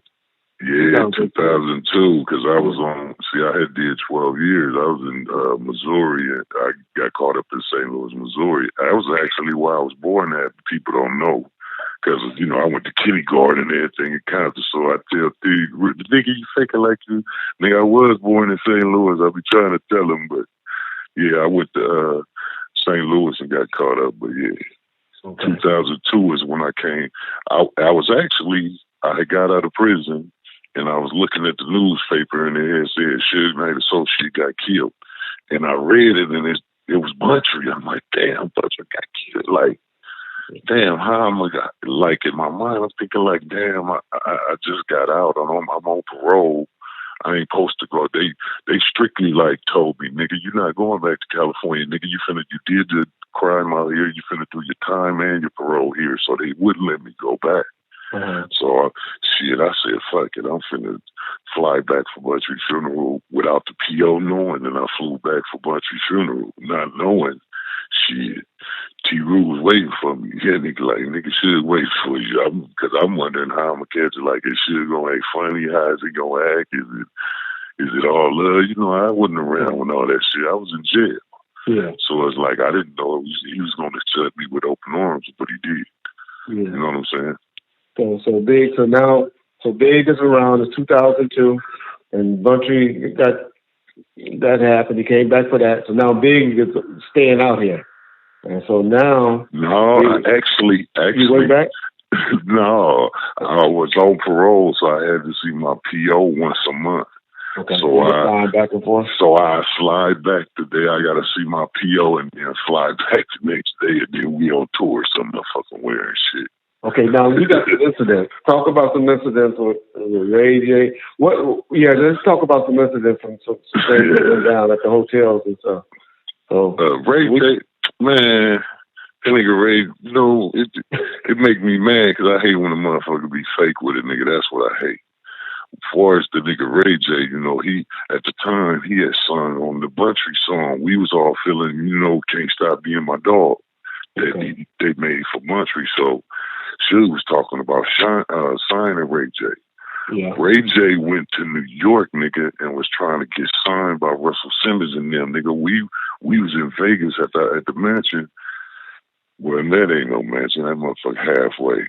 But we was in Vegas, nigga. Kevin Lyles hit, or whoever hit Suge and was like, yeah, Ray J right here. You trying to sign his mama? Because his mama was controlling him. Well, let me tell you this, because I was at the beginning, and they asked for $1 million. And Sid was like, "He's not worth $1 million." And we had took him under our wing. We had him fucking on Keisha Cole and that little. The nigga was kicked. The nigga kicked it with Tiny. Tiny can lie and say she did, nigga. That's Tiny, nigga. Ray J kicked it with Tiny, nigga. T.I. Tiny. T.I. Yeah, the little girl that was in that group Blockers. Yeah. Yeah, nigga. I knew she messed with girls way back then, nigga. She was letting the stripper had her face all in her shit. I'm like, damn, she must mess with girls. Shit, we left that night. Her and Ray J left in the same car that night. He come back bragging the next day and said, yeah, nigga, this me, nigga. Yeah. That's what used to make me mad about the nigga. The nigga be fronting. Then the nigga, that's what really made. That's why him and Suge fell out, and he don't even understand what the fuck he did. Remember when we went out to Jay Prince, the record release party for the Fix for Scarface out in Texas. Okay. So when we got back, Jay Prince invited us. His fighter was Reggie Wright. So he had a fight in Vegas, and he invited Suge. So we went to the fight. When we went to the fight, Ray J went with us. We all drove. Everybody drove their own shit. We went to the fight. After the fight, we all talking to bras. We all pulled the bras. The nigga Ray J pulled the baddest motherfucker, Pocahontas looking thick broad. Mm. So the nigga, when we all get back to the mansion, this where it become a big thing, and everybody can vouch for this. Corrupt was there. Ray J was there. Eastwood. Who else? I think Spider Low. Crooked, everybody was there. Probably the one-time boys. Were they hanging with y'all, Bobby and Dave? Were they still around? No. You talking about with the long dreads? Well, no, the light-skinned dude. PV, you remember we called him Pretty Bobby? And Jay Valentine? The singing dude. Okay. No, he was, it wasn't only singing. Danny Boy was there. But, Suge already had a designated rooms of everybody who slept. So Buntry room was right on the left. Yeah. All of them niggas was arguing over who was getting Buntry room. Nigga, I'm ready to crash in the living room. Nigga, I just got out the pen. I just got back. They already looking at me like I'm a new booty, not knowing, nigga. I'll go back. I'm from the mob, nigga. But, shit. Did y'all they arguing over the room. Had the camera in it that we used to watch motherfuckers with? Man, they said all of them have cameras in it. But all of them had it. But look, so them niggas arguing, that nigga Suge just out the blue. Nigga, fuck that nigga. Biggie back. Nigga, Biggie get Buntry room. That's when it went all bad with all of them. Like, fuck this nigga Biggie. That's what it felt like to me. I didn't ask for the room, nigga. Suge called that shot, nigga. So it went bad from there with Corrupt. Ray, like, they was looking at me like, who's this new big nigga around not knowing, nigga? I'm the homie, nigga. I'm not just some new booty nigga, but that's what it felt like to me. Once he said Biggie get Buntry room, then he's like, who is this nigga? Yeah. Like, nigga, I'm like, I'll take the room. I was looking for the couch, shit. Yeah. So I took the room. So when we went to the Winky Wright fight and we pulled all the bras and come back to the spot, Ray J, he got them two back patio spots in the back by the pool. I know the two rooms in the back. He got to go. Look, he got to go back there, so they got to share. That's what Nick Bone used to be all the time. That's what they had to go share back there. You know what I'm saying? So, but the broad that I didn't know that the broad that I pulled was with the Pocahontas broad that Ray J pulled. Okay. So I don't know what the fuck Suge said, nigga, but the nigga Ray J, he talked to her. The nigga Suge walked past and shit, grabbed her hand, said something in her ear. And pulled it. He always a pulling nigga. Pulled. And he called Rayfield. We call his ass Rayfield. He tried Rayfield. He was straight pull. That's why it just be like, nigga, I want, when you pick what you pick, nigga, I want the that's how you be, nigga, get who you want, and then we get the rest. Yeah, because he ended up with 10 of them trying to see how many going to cooperate. And try to put them all in the jacuzzi and see who's the freaky. Exactly. Oh, you ain't with the business. The nigga ended up with 3 down ones with catching themselves and all that shit.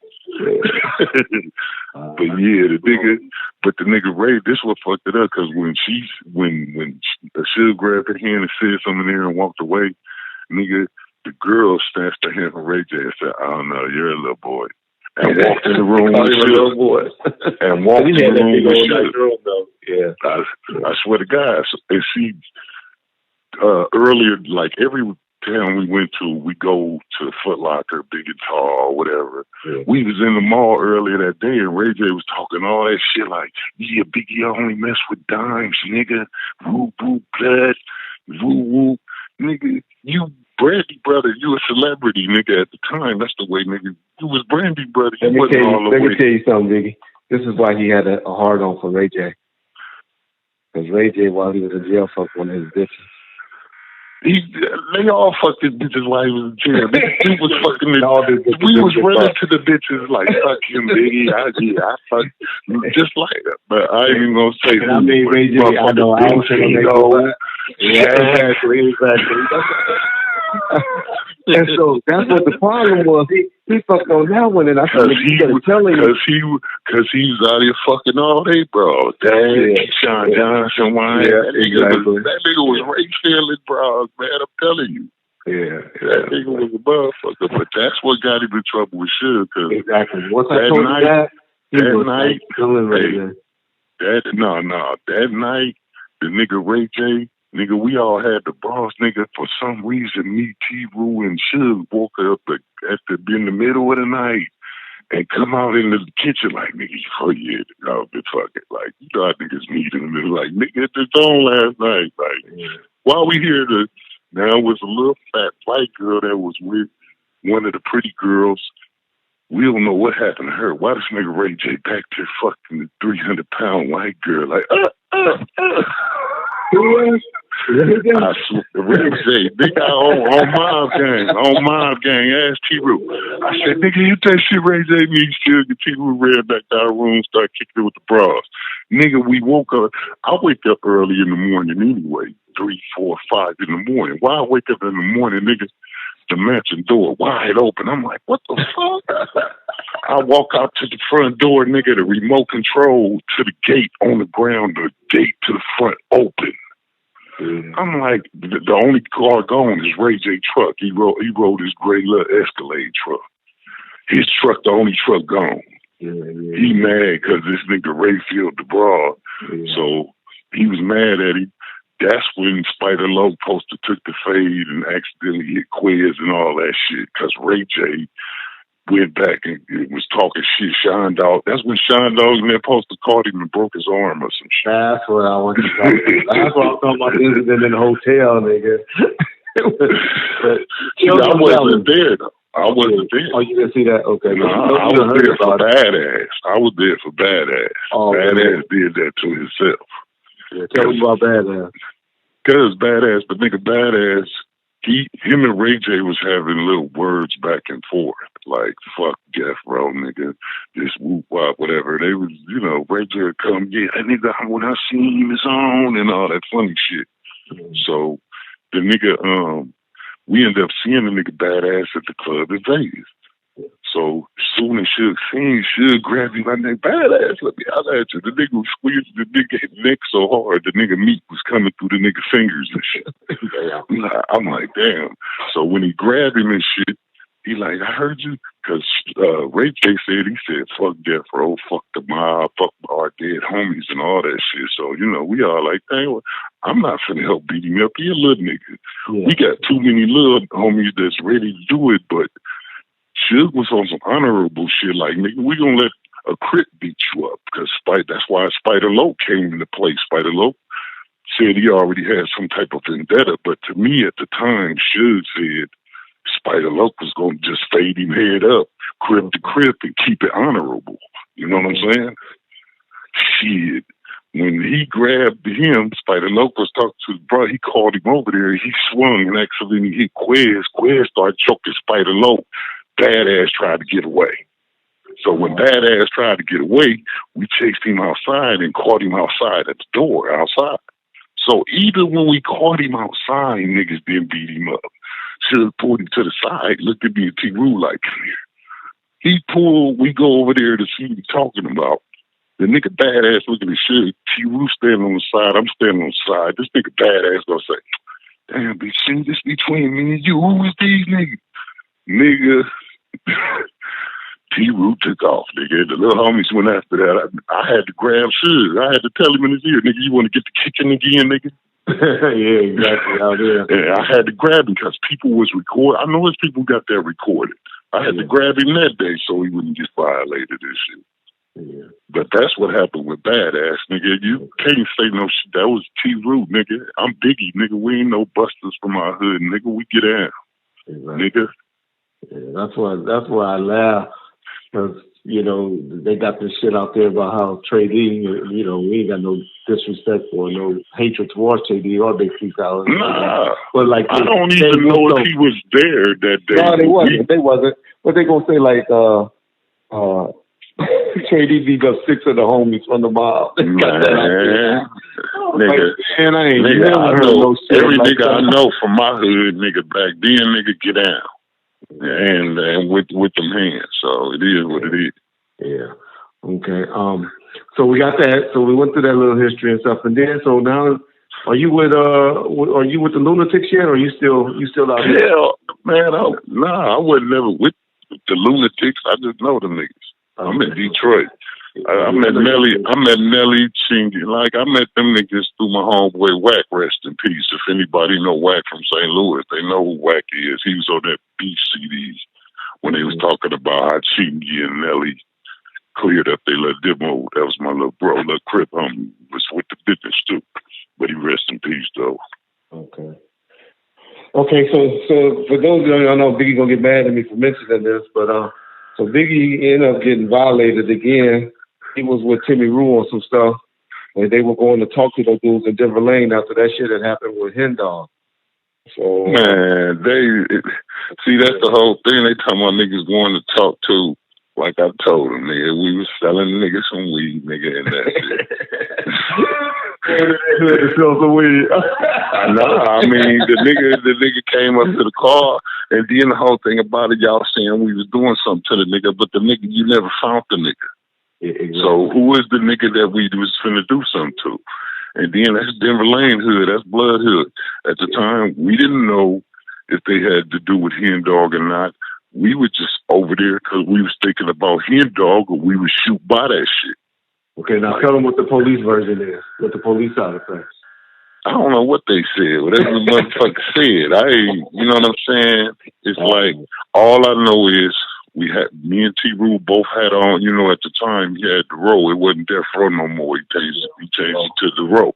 Yeah. So I didn't see this the whole thing about me, Reg. I'm getting back. I'm really not understanding the full-fledged of what it's going to be like, how the microscope going to be on a nigga under this umbrella. Yeah. I'm just here because these my friends. We grew up together, but for real, it was just some major shit. Like homies telling me don't fuck with other homies and like, and then Suge telling me, you and T-Roo, y'all don't go to the hood. I didn't understand when he was telling me that until we got locked up in the police and they started interrogating the nigga, because it's like, we know Suge was sending you and T-Roo to send a little homie. Nigga, what? Nigga, I've been gone for 15 years. I'm trying to see my loved ones. Nigga, I be going to parties in the hood and see Suge. Suge want a nigga to go to Venus and them tennis matches and shit like that. I mean, that's fine. I do it, but nigga, when it's time, nigga, I want to go see Bert them on Pine. Nigga, I want to go see the homies in the hood and shit. So we was going there when the nigga got locked up. That's when I seen, damn, the nigga shit was right. They think he was sending us to do stupid shit. Nigga, we grown now, Yeah. Okay, so then So then between that, then you got some other stories that you did. They just love hearing your stories, Biggie. You got 250 something. I don't know. It just feels like a nigga been through so much and met people through this shit. I don't know. I just seem like a hell of a life, nigga. And the whole thing about it, I've been gone. The last time I was in California was 2006. Before that shit, jail and everything, it was 20 years. So that was a long time ago, but I remember everything about my hood, what happened, what we about. I know the new politics going on. I talked to homies, homegirl, everybody was like, I'm with it. Biggie was trying to get me and Bob Gotti one time. You a motherfucking lie. This is real shit. I wasn't finna try to get y'all. You know that, nigga. I seen it in your face, though. I could tell you was ready to pull that thing, nigga, and the whole thing about it. I didn't even bring the thing because we in the middle of Beverly Hills. When I go to the store next door, I know they waiting for one of us to go. They go, one of them, pull him over. Even though he walking, take a Biggie, get him. We already know. So it's like, I can't go to the store strap. Yeah. So for real, I came slipping, but I wasn't finna not address Gotti. He know what I addressed him about, nigga. Your relative Jose, nigga, told on motherfucker. The California Customs in St. Louis, nigga, you better ask him about Big D and California Customs and Bismarck, nigga. Your relative Jose, nigga, tried to tell on California Customs, nigga. Not my Jose. Nah. He know. Y'all know what I'm talking about, blood. That's my OG homie, nigga. Regardless if we don't see eye to eye, and I know he get down, you know I get down, but it's like you can't assassinate mine and everybody around. Like, go to St. Louis and ask, nigga. You better find somebody that know me. Nelly on down. Nobody can pull your car from nowhere. Detroit, St. Louis, or that. But I remember I was like, oh Lord, we about to have to shoot Biggie in Beverly Hills.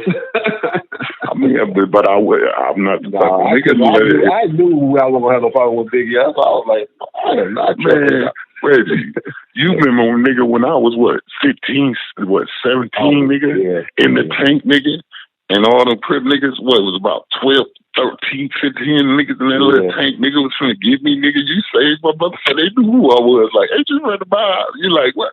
Nigga, what y'all gonna do? Yeah. That nigga that's what they don't know about me. They always think Reggie the police. I'm just like, yeah. Nigga, just like your daddy, nigga. Every time we went to Skateland, do those or something, like if something popped before we get there, we get to the door, that nigga Big Reggie was like, nope, go back to the neighborhood, nigga. Like, we can't get in. But you know, that's just how it was. I ain't never looked at you like, I don't know nobody like that. Exactly. That's why I laugh at people because they be like, "Oh, you the buster, you the police, you the." I'm like, yeah, okay, you're right. Yeah, I said I was cool with all the homies. I ain't never had a problem with none of the homies. But it's time a motherfucker see another side of it, especially since the shit happened to Shug, and you know, it's like everybody don't see the eye to eye from out of it. Even back then, niggas didn't see eye to eye. Well, niggas was jealousy, but not in fairness. He played us against each other a lot, you know. But see, he this was crazy about that. He played money games to play with niggas to see what niggas would do. Yeah. It's like he'd do crazy shit like, watch, I'm finna get him, dog, check for 5,000. He loves his girl. Watch he go do something. Full show next day, he and dog brought his girl a Toyota Renner truck, the same truck that he was in when he got killed. Yeah. You see what I'm saying? It's like, dog, why do you play the money game just to predict and try to see what a nigga doing? But that was his shit. That was just him, man. It's like, it ain't nothing wrong with it, but at the same time, it's like it might have put a homie in harm's way for some play shit. Like the shit that we had going on with, you know, with me and Gotti and the nigga that we was fucking with. And y'all, the bad thing about it was everybody thinking we all met each other. And then you saw with your own eyes. And then I don't even like saying the homie's name, but I'm gonna say his name because I think he was involved with a lot of shit and lying on both halves. And that's Sal, motherfucking ass. I love that nigga, and that's the homie. But that motherfucker was on both sides because he was coming and telling us shit, and then. Your daddy left. Remember I told you your daddy left that message. Yeah, Biggie, Q, all y'all. He was tripping. Like, and that was because of Sal told him that we was after you and shit and all that punk shit. It's like, nigga, what the fuck I'm gonna go after Reggie? Like, I was trying to understand what was going on. I've been gone so long, but everybody pulling me every way because they feel like, I know Biggie gonna get down with me if we go. You know, it's like, yeah. But I want to understand what's going on, so I don't. And the bad thing about it, me and shit was meeting up at other places, and I ain't knowing. And see, look, you know what really made me mad at him and why I was mad at him? Because he did fuck Reggie. That motherfucker got me for that. Remember I told you, he was talking about how you the couple 100,000 with dudes just getting cars hooked up at the video. The dude with the boat out at Lake Mead, nigga. Yeah. I told you, yeah. But the nigga between him and all that shit going on, and then he was saying, "Yeah, I ain't fucking with Reggie," and then we pull up on your ass at Universal with the relatives. I'm like, nigga, what is this? He knew you was there, but he didn't tell us we was going to see you. Yeah. So when we got there, that's why I was like, Reggie and the relatives, they must be trying to get a deal. You know, it's like what they doing up at Universal. Yeah. But we pulled right up on each other. He wasn't talking aggressive or nothing. They locked their office down. I was like, what the fuck, And the whole thing about it, he wasn't talking aggressive. It wasn't no aggressive look at shit. Because, you know, we be waiting for this nigga. Like, all right, this nigga's in the trip. But Jimmy was about to fuck with me. And then he went up there and hated on that deal. And I was like, you know what? I don't need y'all. That's when I just took him to somewhere else. That was the best album. He knew he didn't get an album that good on no blood than that Relatives album. That's why he was mad. And see, that's what I never understood about, like, why you didn't, like, it wasn't no good blood rappers. You could just, I mean, I heard some shit on some niggas that niggas ain't heard. Like, he got some good shit on that nigga 187. I ain't even gonna lie. I heard some of that. He would never go up a blood. Cold 187. Oh, you talking about Hutch? Yeah. Yeah, I heard some shit he had was tight as fuck. Yeah.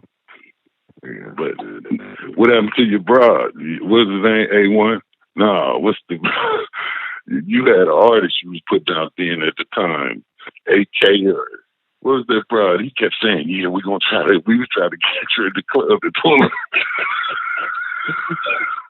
On some crazy shit like Biggie. If we see her, get on her. I was like, all right, you had one license because I think he was talking about he had to take the car or some shit from her or some shit. Oh, yeah. Yeah.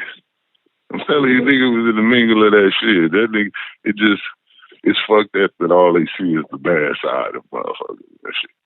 Instead of, you know, the fun like niggas did, you know. That was just how me and him was going back and forth at each other. But that's why I didn't like. I was like, this nigga saying this and nigga saying this.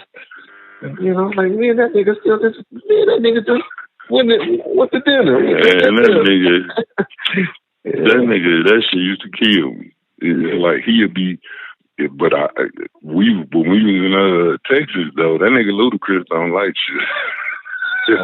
Don't like shit. Ludacris don't like shit. Man. Now, put it this way. I was back right before Suge got knocked out by the Greg the Barber boo. I was fucking back with Suge, right? And we seen, and that was Ludacris was going into it with somebody. Was it Ja Rule? No, it wasn't Ja Rule, somebody. And Ludacris called him, asking him to help him out. And we went to somewhere in Beverly Hills and met with Ludacris and all that. He was warring with somebody then. Him and his friends and all that. It might have been T.I. Yeah, because I guess that's how he ended up tying in with the people he tied, the Crip dudes he tied in with. Yeah. But the nigga, you know, we went to that record release party for the Fix for Scarface. And it was Redman, Method Man, like everybody. Jay-Z was there, nigga. It was everybody there. And so when you first come in the club and you walking in, you know, they giving interviews at like people in line and the artists coming through the line passing people, but they giving interviews. You can see at the door, everybody that come to the door, they'll light the door up, boom, and start playing they shit. Like Redman and Method Man, they playing Rockwaller and shit. And they be like, damn. And you see who else was there? It was a bunch of motherfuckers there. But when we get to the door, no light, no nothing. No Suge, no nothing. So we fuck it. We slide in. You know how he is. He want to go in the midst of the shit. He don't want to be in VIP. So we go slide against the wall right where you come in the door. And we just sitting against the wall. That nigga, all of them, the VIP was the stage. Jay-Z, Scarface, Ludacris, all of me. Ludacris and Scarface, I guess they were the MCs or whatever, because they was the one talk. That nigga Scarface looked over there and that's when he was like, we got motherfucking Death Row. And that's when they put the light on us and they start playing G-Thing. Dun, dun, dun. They're like, come up here. They told shit. We come up on stage. We go in the VIP. So once the crowds stop, you know, cheering and all that shit, we up there talking. Jay-Z like, yeah, you heard your Cricket right there. Like, yeah, should come on, flow against him, rap against him. Jay-Z tried to get Jay-Z to rap against Cricket. He's like, I'm not fucking with him. I already know. Because Cricket was hard as fuck. I don't care what a nigga say. Oh yeah, he's just lyricist. Exactly. Yeah. But Jay and all of them start saying, so when you gonna bust your shit out? He's like, yeah, I'm gonna be busting my shit out soon. Ooh, why the nigga Ludacris just out the blue? Yeah, you better be busting your shit out because we'll be busting my just out the blue. Yeah. You better be busting your shit out because I'm gonna be busting my shit out. That nigga should have looked at him and said, oh yeah. Okay, well, when you come to LA, we're gonna be busting on you. I swear that was the coldest. The coldest line that nigga came with. That nigga said, "You come to LA, we're gonna be busting on you." That nigga Scarface hopped in the middle quick. He started snapping. Scarface just started, nigga, what are you trying to do, nigga? Get banned from LA, nigga? You out your league, nigga? He started belling on Ludacris like, nigga, you out your league, nigga. But Ludacris don't like him. I seen that shit. Hey, were you around when Wack 100 came around? Was he around? You know what? I don't know, dude. I don't know who put out that. Who is Wack 100? But I brought him around. I brought him around, but he stayed around like I left. Yeah, I left in 2002, and I came back 2004, 2005 when he got violated. I came back, but I didn't work in the office. I worked from home. And then, was Sid still there? Sid was still there, bro. Sid was still there. Yeah. Sid, bro. You know Sid was a faggot, right? Hey, I swear to God, I used to be like, that nigga Sid is fruity. Yeah. And see, this the whole thing about it. But Sid got his play. Sid got his play when he beat up Lip. Did they tell you about that when he fucked Lip up in the office? What? He whooped Lip dog ass. What year was this? This was when I was around. It was like 2001. What happened? The Suge came home, right? And so I caught Lip Dog and Sid stealing some CDs and taking them up to the conference swap meet and selling them. Right? Oh, he was selling them out the safe in the downstairs. Yeah, upstairs. on the third floor. Oh, I thought you were talking about the safe downstairs. No, we had all those. Well, we had them down there too. I had CDs all over because I had got all the CDs from the show. And so I caught them stealing. So she'll say, all right, don't say that. Just leave it alone, man. Work the shit out of Sid ass. Work the shit out. But, Sid gave up Lip. He said, man, Lip was making money. So they started telling on each other. When niggas start telling on each other, they started fighting. Sid put hands on Lip. I was like, nigga, you got your ass on my faggot. Man, I ain't never seen Sid fight until the nigga, like in Cali, all I know is Corny said, hey, Biggie, what's going on? It's Corny said. I don't know the gangster side. Yeah. But when the niggas should came to St. Louis, this nigga said out there beating niggas up, trying to kick niggas in the head and shit. It's like, damn, where this nigga come from? Yeah. So I seen it, but I wouldn't think he beat up Lip Dog, the homie and shit. Yeah, he threw him off. Shit was like, hey, he had to stop because he threw him up and go against the big screen TV and everything. Hey, nigga Suge must have stopped Lip Dog from killing him. No, he couldn't do that. Lip Dog is shake him or shoot him, whichever one you want. They wasn't that bad. He wasn't. It wasn't that bad. Yeah, I was gonna stay and say, man, y'all need to get y'all a new crew. Y'all crew ain't shit. I was like, okay, Sid, you playing. You played with the wrong one. I would have socked his ass right on spot for saying that shit. Yeah, right on, nigga. You trying to gloat in the shit? Yeah, penitentiary. I started calling him penitentiary Sid because he went to jail for messing with the rape case. Yeah, he's the one who picked the artist that was out there in St. Louis, and then they were talking about the artist out there in St. Louis. Shit, talking about you don't sign, ended up being some gay nigga that said Louis. It's like, God damn. Yeah. I said, but I said it was my boy. I like Sid though. Yeah, he never did nothing wrong to me. Yeah, Sid was good too. That was Suge's boy. He do all the straggling shit. He be answering broads calls and He said he gonna call you in a minute. He know how to work. He said Roy, and then after Roy said, yeah, you might have know Roy, but Roy Tesla. That was him and Sid were roommates, and he took over Sid. Roy said he thought shit was coming on. He was like, I can't do this shit, Reg. I'm out of here. And I said, okay. They said, you the man now. You Suge Knight office. Suge Knight office, man. Help you. Yeah. Well, cool, Big. Well, shit, man. I appreciate you taking your time out, sharing these stories, and just chopping it up, man. You know, you got that voice. We got to do something with that voice. Oh, tell them what you're working on. You ready to talk about that yet, or you want to come back later and talk about that? Hell no, I'm not finna get blackballed from the get-go. They be like, that's one of the mob niggas. Nigga, hey, nigga, I'm fucking William James or some motherfucker. It's like, nigga, you'll catch me when you catch me. But yeah, I'm working on some shit that's, you know, got to do with the voice thing. We'll see what it do. If it don't do nothing, I'm going to keep on working these 11, 12-hour days. Man, you got that voice, man. You got that voice like I'm really supposed to be. And man, I'm glad to see you doing well, doing your thing. Got away from all this bullshit, man. Yeah, I mean, but I missed that motherfucker. My thing is though, that's what's crazy. Since a nigga is like, I live with moms. You need to call him because he's calling all the homies. You need to talk to K Dub. You got to talk to. He's been reaching out to people, so you need to write that nigga so he can, you know, because he don't know.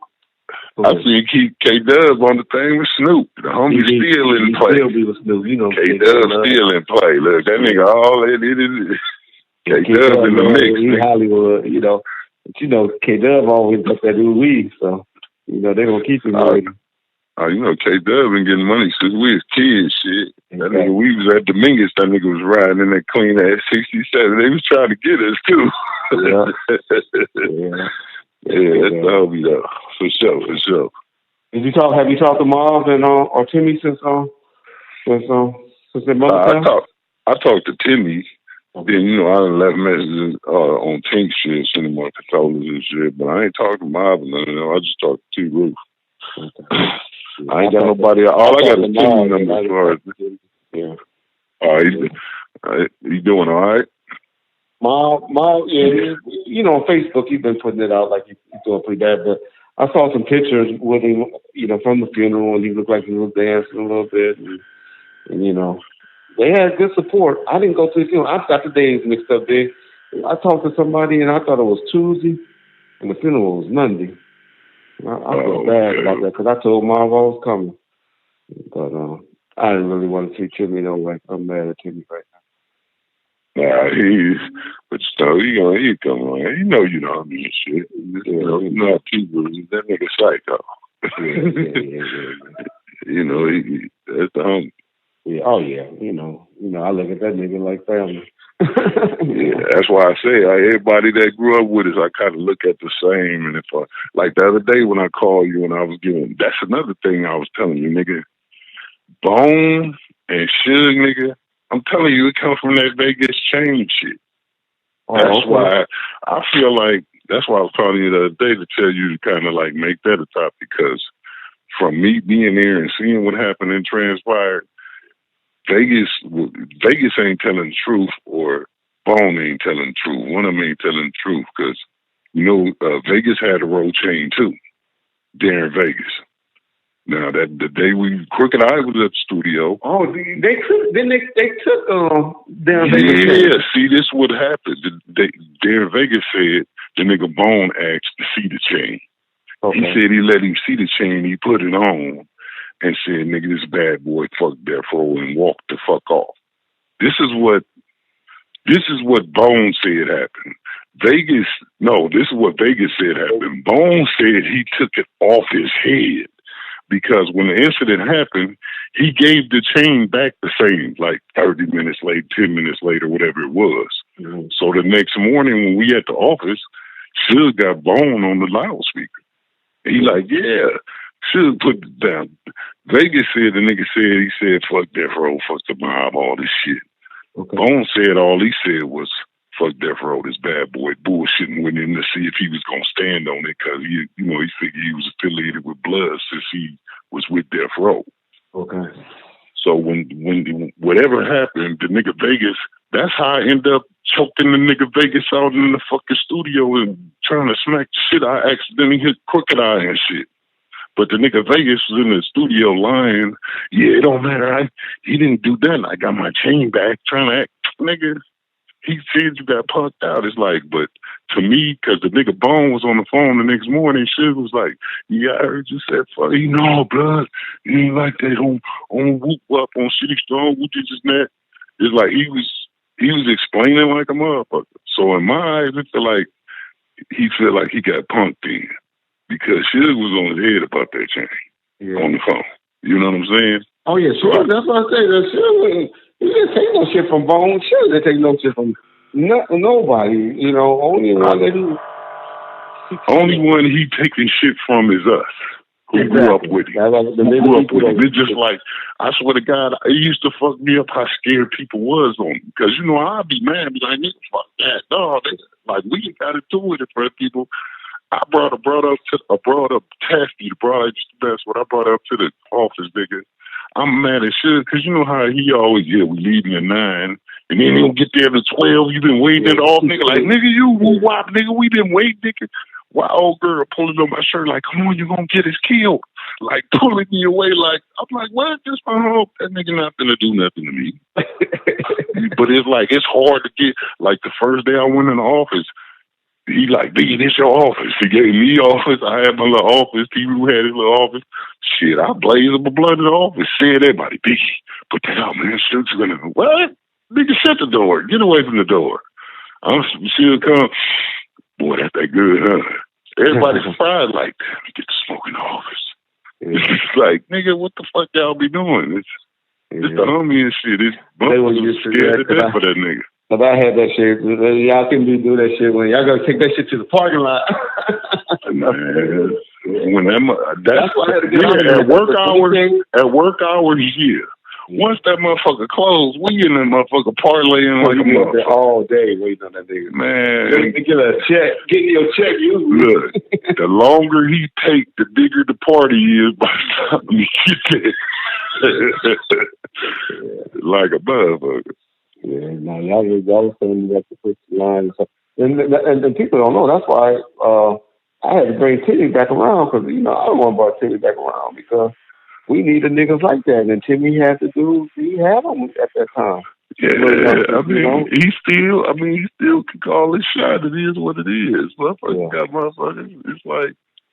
Risk Taker, we talking about a producer named Darren Vega, which is cool. We talking about, they asking on the board who was Vega. Darren Vegas. That nigga named Darren Vegas. He remade some beats for Tupac and some beats for Crooked and whoever else. I had him on the show. Nah, he wasn't. Crooked wasn't fucking with him like he was fucking with Jim Giddem. Jim Giddem. All three of them were together though. Crooked I the one that brought Darren Vega around. That's how we met. But Crooked fucked with Jim Giddem for real for his back then. Jim only could play the keyboards good. That motherfucker play Beethoven, all that shit. That nigga get on that motherfucker. Yeah, he can play. But see, it seemed like Vegas shit sound like some same West Coast type stuck shit. You know, he got some Mexican rapper right now in the Pokey. I know. He was, remember, he had the dude, because the dude who was producing that, you're right. You did tell me that. Yeah. Yeah, seven SH7 back then that was coming and doing beats. That motherfucker was doing some hard ass beat. It's a dude named Seven. And were you around when Game was trying to come around and they were trying to do look, I swear to God, I own everything I love, I hate. And Game can verify this if he remember. Game, remember where I seen you and Gotti at the liquor store? You remember the cleaners? Yeah. The nigga Game was parked in the parking lot next door for like 7-8 hours. I mean, he first came to because at the time, I was waiting for the broad.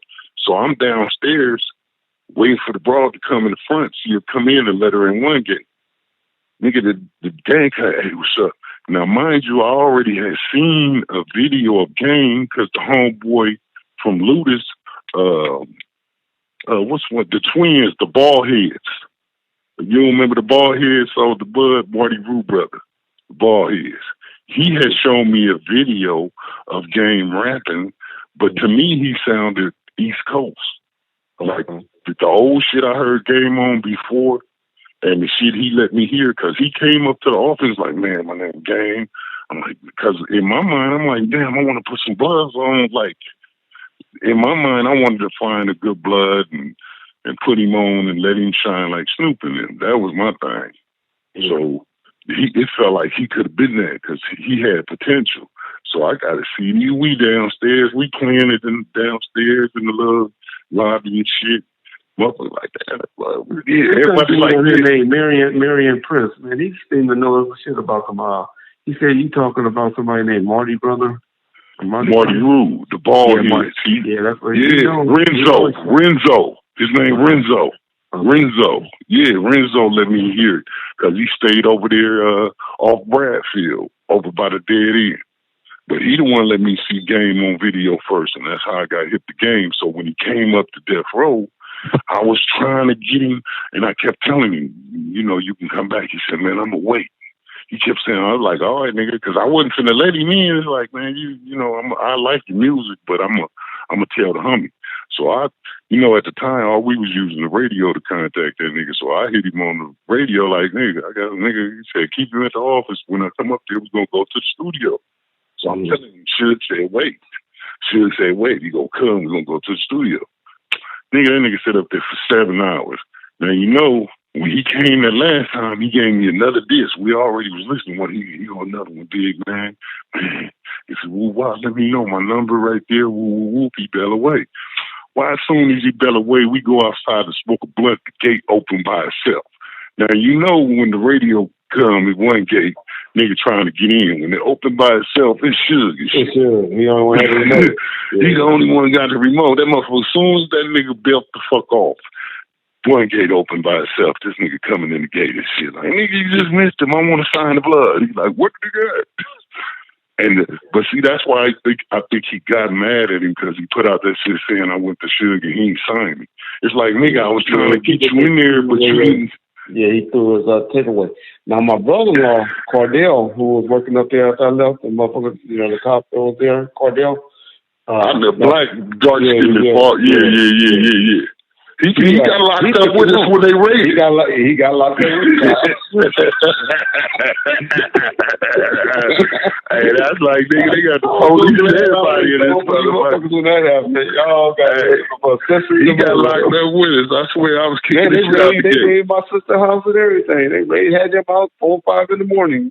Man, look, I had my little broad Tasky. I was remember the studio out there in not Tarzana.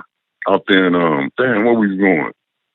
What dude and them robbed that bank, and them niggas did that big bank thing out there, Woodland Hill, wherever that shit was. But they raided her. I only messed with her for like a couple months. They raided her shit. And she wasn't nothing but a broad. There was a couple blocks over from the studio building. What happened is that everybody address from the payroll. And they went to the houses where they thought everybody was seeing. They're talking about out in Van Nuys or somewhere. Yeah. But they want you to talk on Heron. This, they seen that interview with Heron on the when Heron was giving it up and talking shit on when I think when Suge first got arrested or something happened. And so he's talking about when he got a job, first job. Yeah. And so they just love stories about Heron. That was the homeboy. You already did he claim Ludus or did he claim Mob? No, Heron's from Ludus. That's what I keep telling everybody that. Everybody keeps saying Mob. And see, the whole thing, that's why with Mob, I was like, he Mob. I'm like, damn, I know I've been gone, but shit, I used to argue with Heron. Heron was Ludus, yeah. Because Heron used to slang right in back of Little Roosevelt in the little duplex next to Little Roosevelt. I used to go over there and fuck with him. Yeah. It's like when he had the gray floor with the white top. Yeah. It's like, Heron's Ludus, baby, Biggie, man, me coming around. You know how that nigga talk. That was my nigga, though, but Heron was straight Ludus. Marion Prince said something about Cordell Dupree. You know what he's talking about? Cordell. No. I know. I heard the name Cordell. We're talking about my brother-in-law, Cordell Knox. His name. No, that ain't who we talking about. This was just a cop that was years ago. Yeah, but he got arrested too. Cause what they did is after they had a snitch among us, and not among us because I wasn't nowhere around, so I wasn't even around then. But they had a snitch that came and was there, punk ass. I'll put it out there. But anyway, they had a snitch that was telling them that they were conspiring to do some shootings. I forget who they were talking about shooting. And everybody that was in that circle when they were talking about, retaliating for Buntrick and Kill, they did some raids. But you know what's crazy though, Reg, is like all the shit that was happening, man, is like when one of the homies get killed, it's a lot of niggas in the hood that should get fucked with. And like when I go to the hood, he be like, yeah, get that nigga. And that's what people don't understand what Trayvon was saying about Punk when he said on that little clip that I've been. Yeah, some of the homies. Yeah, that's like, what you some mean. Niggas accept. Yeah. You like some niggas accept things, some niggas don't. It's like, have you ever heard from anybody that either way if Punk claimed the hood or not? I know you wasn't really. I mean, every time I hear, when I called him, when he first got out of jail, I was calling up to let me ride from jail and shit. Yeah. I was calling and this was crazy how I found out shit. Like I knew the KK music shit. All right, we tried that. I went to jail. Mm-hmm. When I found out about Death Row, I was in jail in Missouri in this place called, where I was at? I was in Farmington. Every time I hear something on the radio, I ordered the tape. And just, at the time, we could order tape. Yeah, I heard G-Thang. I'm like, ooh, I like that. I'm going to order that. When I ordered it, I always read the credits and shit. And it said Mary and Suge Knight. That's why I'm like, this can't be, ain't no other, I don't know no other Mary. No other Mary. It's like, this got to be the homeboy. So I start calling this shit. So I called my sister Veronica. They call her Ronnie. You only know Dee Dee. You don't know my father daughter. Like I got sisters and brothers on my father's side. You don't know. You only know Dee Dee, Fat Cat Donnie. You know of my mama kids. Okay. But why is she, when I called her from the pen, so I'm like, damn, it seemed like I think my homeboy got a label called Death Row. She talking about who? Suge. I'm like, yeah. She like, I got his number. Oh, okay. I swear to God, look, this is what I do to nigga fuck my sister and shit. It's like, look, she called on three-way and shit. He has his phone. She like, Suge. She like, what's up? He's like, who is this? She said, Veronica. He said, Veronica. She said, Ronnie, nigga. He said, oh, Ronnie. I fucked her. I was mad. The motherfucker like, nigga, what's up, nigga? He's like, who is this, nigga? Like, nigga, it's Biggie. Like, Biggie, all blood. That's when I found out. Niggas from jail. He threw my sister again, went where it went. So it's like, that's how I found out the nigga had this shit from jail. Through my sister, fucking my sister and shit. He like, I knew she looked familiar and shit. Do you know about what happened with Crooked Eye, why he ended up falling out? You know the history behind that? Man, you know what I feel? It's at the time, and I told Suge this shit, man. It's like he was trying to pump Eastwood and he was pumping Crooked Eye. Them the niggas that we was touring and going to all these states and radio stations for. Mm-hmm. Eastwood had personality. He basic flow, but he had personality and he win the crowd. He a people's person. Crooked Eye was a flower, but Crooked Eye didn't know how to be a people's person. Like he didn't drink or smoke or nothing then. He'd be drinking the water in the middle of we in that motherfucker party, Crooked Eye in the corner, like, okay. Yeah. And then he get to rap and motherfuckers amazed, like, damn, this motherfucker. But see, Crooked Eye learned how to, interview, and he learned how to, be a people's person. Like he learned how to open up instead of how he was. And that's why I think on top of Suge being blackballed and him coming up under Suge. So between Suge being blackballed and Crooked really not really responding to people, because I'm telling you, they used to think I was a rapper because, I drink and get to talking shit and should be like, Biggie, say something on the mic. With Jeff Rowe and all that funny shit. But it's like, girls thought I was an artist and I wasn't an artist and be like, he ain't no rapper. I'd be like, Crooked hit something and Crooked get to rap. They'd be like, God damn, maybe he is the artist. Mm-hmm. That I like Danny Boy. I used to dad Danny Boy. Motherfucker didn't even know who Danny Boy hit it on him. Hey, man. See, I told you it was him. I used Danny Boy on karaoke. They didn't know who he was. Let's go next door to the karaoke. We want karaoke. Let's play it, nigga. But that just was fun shit, you know. Danny Boy eventually was the one that was answering the phones around Death Row and stuff at the end. That's when it. Yeah, see, I was locked up on all that shit. Yeah. That's why I'm saying all that. Super Bubba going here, Biggie. They're telling us we recording this shit. This is why I'm playing a recording. It's like we already pre-recorded. He say what? We recorded. Yeah. Like he say, hey, let me ask you this. Fuck that nigga. I don't care. I ain't going to say his name because that's all he want me to do is mention this little bullshit ass channel. But Big James. I remember now. You know, I've been saying I didn't know that nigga. And I didn't know that nigga, but now I remember he was around for like a month or a couple of months. Who you talking about? It's some nigga named Big James that's been talking. They call him Death Row James. No, Big James was around there. Big James. Yeah, I remember was around. Now, that's what I said. Yeah. Big James was there. Yeah. How long did Big James stay around after I left? You know what? He was there when I got out. He was like with Ron Bilal, the barber. You remember? Because he was around. Was Ron Bilal still around when you left? Actually, James went out of town with us on some shit. Okay. You know, Suge only picked the certain ones. He ain't let anybody go out of town because, you know, we was flying everywhere. It ain't like we was on a tour bus or nothing. Yeah. Okay. But yeah, Big James was there and shit. Big James was there. Yeah, he was with the business. He with the business. Yeah. I don't know. I seen the interview he gave as far as his history. I didn't know about who else. I don't know what he's saying. So I can't even say what because I didn't never listen to his thing. But when he first came on the scene, I kept telling everybody, "No, that nigga wasn't around." But then I thought, that's a nigga used to carry shit briefcase all the goddamn time.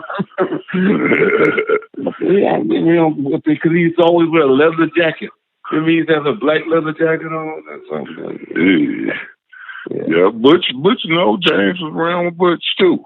Butch was around. Hey, Butch, I can't believe Butch. It's like, I got some people out here that want to fuck with him. Yeah, man, Butch acted paranoid to me, man. Like, hey, you got my number from who? Like, and I hate that a motherfucker met me through Suge. And just look at me like that. He might instead of set him up or something. Yeah, that's what it felt like. Like, this nigga calling for Suge. Like, nigga, I ain't talked to Suge in years. Nigga, I don't know. Yeah. You know, it's like, that's why I ain't even called back. Like, all right, but he was I was arguing with this dude. Me and him was tight now. And that nigga called and wake me up every morning. This dude out there called the 313 Live Show. And me and him was arguing. He was going at it. He was talking about doing this, go right before that. I could tell me and him, my boy. I said, nigga, I got a nigga out there right now that's like, well, one of the homies that come and talk to your ass. Man, boy, these niggas out here. He's cool now. You know, I ain't worried about nobody for sure. Yeah, he's my boy now. You and my boy, BC, Brian. I got to get you and him on the phone. You and him, I got to get y'all on the phone. See, I think. He ain't you, nigga. He ain't you. I don't think he's going to go the same. Okay. No, equal though. For sure. Yeah. All right, baby. Well, I know I took up most of your time, and I know my boy John is probably hitting on the phone, ready to pass out because he's sick of the month. He probably out. The phone is on the floor. Shit, it's all good. It was good reminiscing with you, homie. Man, it was. I just love, we could try to give some niggas some,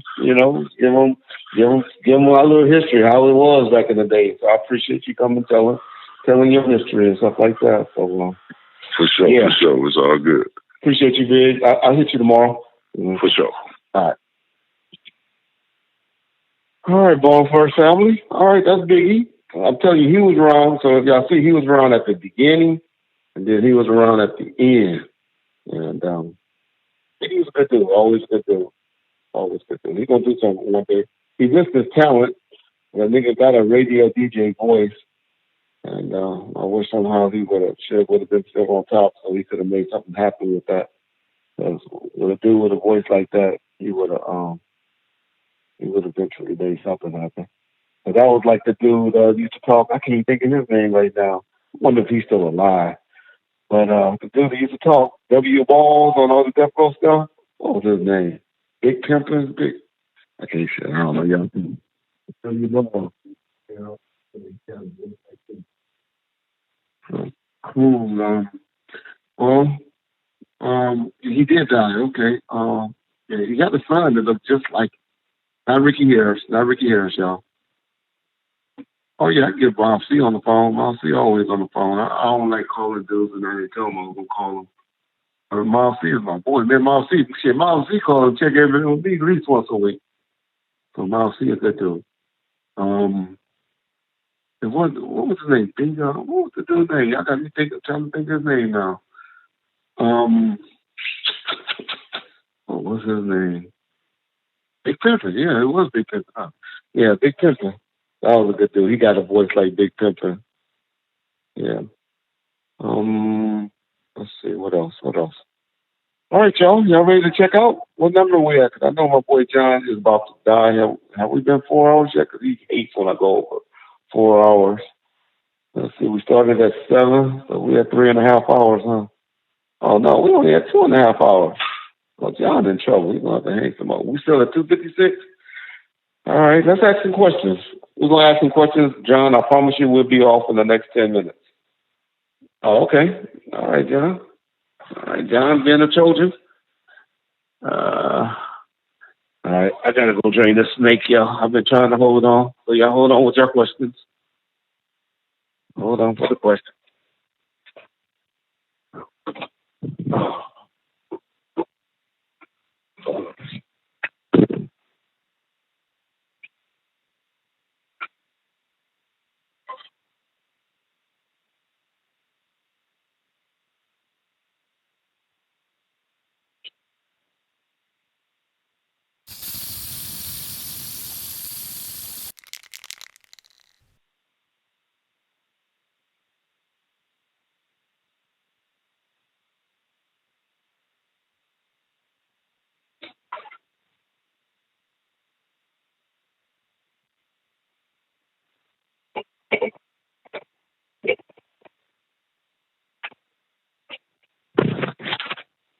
All right, sorry about that, fam. What I got to ask y'all? So any questions about any of the bullshit I was talking about on Vlad? I think we're about to at the end of that, y'all. I think the only thing we're going to talk about now on this is my indictment. So, Austin had some good news. He pretty much out of this bullshit. So I'm glad to hear that. Michael M., appreciate that donation. Thanks for taking my question, Reg. Remember, Mike, okay, in Jersey, from New Jersey, okay. Man, I miss my boy Jersey D. He hasn't said nothing in a while, too, man. I don't know what Jersey D is.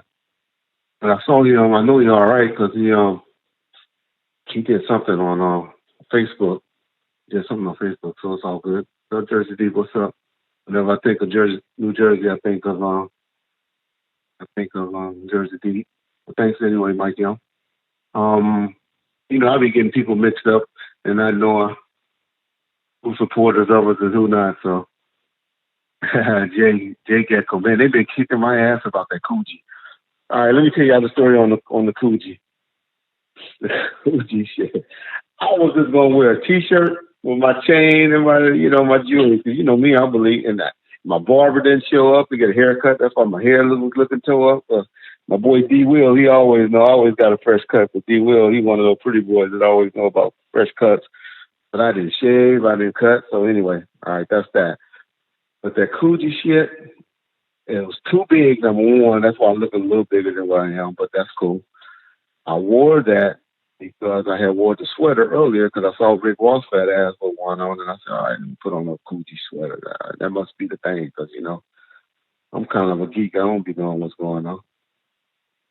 And then D-Block and Real called me before the homie D-Block from 313.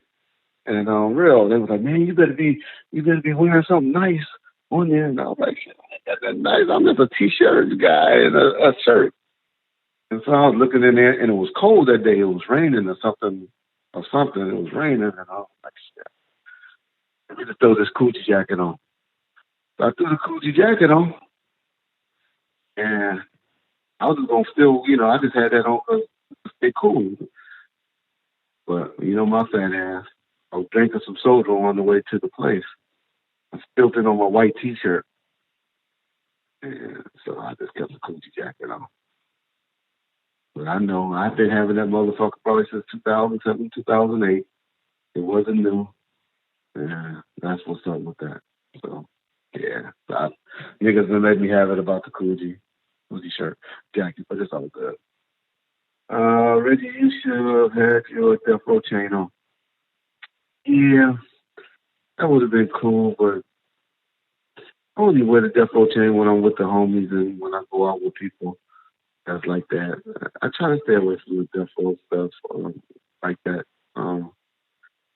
If me and Suge was still, like I said, communicating daily, I was still working for him, then I probably would have did it. But I try to, distance from Death Row now. Even though now I seen Snoop went back and he been promoting and pumping up Death Row. What's up? You think him and Dre about to buy Death Row up? Buy this shit or something? Something going on because those niggas, boy, they've been pumping up Death Row lately. I think Dre about to buy his album back. Definitely the Chronic. That's why y'all notice y'all can't download it nowhere. But I know that's in the works.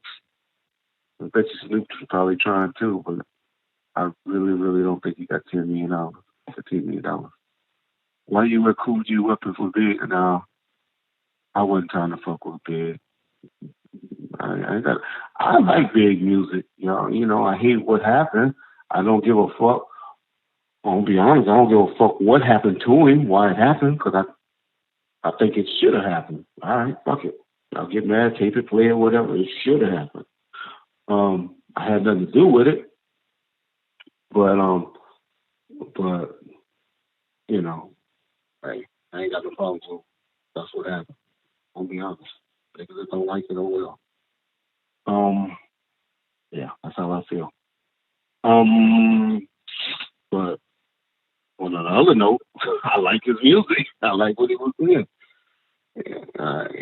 But they shouldn't. And I ain't gonna talk about that shit too much. But hey, y'all know my opinion on that. Oh well. All right, David Kenner. I don't know how should have treated David Kenner. I wouldn't even say jokes like that. I kind of feel bad for how she used to do David Kenner. Lay Legend still on. Lay Legend gone. He ain't still on that type of shit. Lay Legend usually come in and check out. I know he ain't still hanging around. Reggie, why y'all never hit their lane? Couldn't find him. Wait a minute. I had nothing to do with that. Let me retract that. From what I hear, no one could find him. They were hiding out.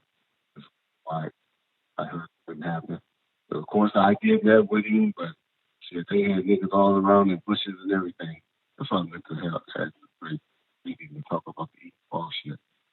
I wish I would have had you talk about that. But anyway, yeah. But they were hiding out, man. When the perfect example I always try to tell people, and I always, my boy Gabo, he always laughed because I always revert back to The Wire. But do y'all remember when the little girl, the boy mama, I can't think of her name now, but she was in the car when Marlowe's little hit crew was in the car? She came up and said, "Niggas, why you stupid motherfuckers hanging on the streets? You know we at war?" That thing right there explains what the South was doing. And the mob and the Luthers niggas was doing at the time. It was hard to find niggas hanging out. Reggie, where's Cedric? Tall. What said during me and John talked to him. John had said was like said kind of dealt with John on on the business stuff. And Rolex Enterprise, thank you, brother.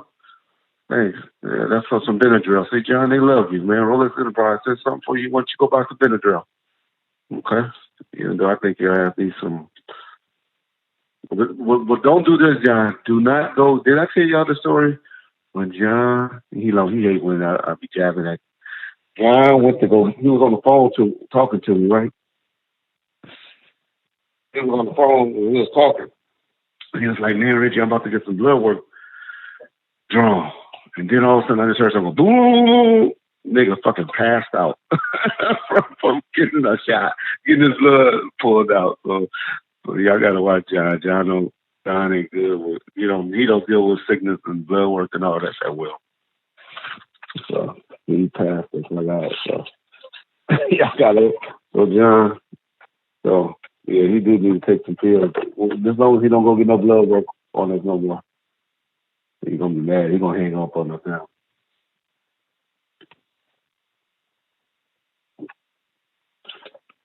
Let's see. What were we talking about now? I forgot the story I was telling. I was probably lying about something. I know I'm always lying. Let RJ and his people tell it. Reggie, you said you talked to Keefe. Yeah, I talked to Keefe last Friday. We're still working on it, perimeters and stuff, because I don't want to have myself and John on the witness stand testifying, and I don't want him to incriminate himself any more than he already has. And so we're trying to figure out what questions we're going to ask and what we're going to do. Stephanie Fredericks going to be real soon. I just wanted John to be involved with Stephanie Fredericks. And John gave me heads up. He said, "Hey, Reggie, you can do a show." But I ain't saying shit. He said, "I don't feel good." And all of that. So I don't need Stephanie to be involved. I mean John to be involved. Plus I'm trying to get some of the clippings and stuff from Orlando Anderson. So she's trying to get us some footage and stuff like that to get to us. Plus she's fighting with Michael Carlin right now. Yeah, Michael Carlin and her they did that guy George Papadoza that Donald Trump do. He introduced her to Stephanie Fredericks, and I told her that she get for messing with the snake anyway. But her and Michael Carlin was in business together doing something, and so they suing each other. Papadopoulos or some shit. Yeah, thank you, Atlanta was 83, but I still don't know how to say it. Papadopoulos. All right, we'll say it like that. But George. Anyway, so they doing a documentary that they shot him when he came home from jail.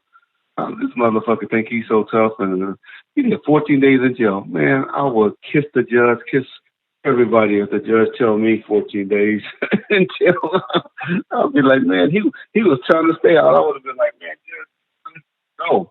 What jail do you want me to go to?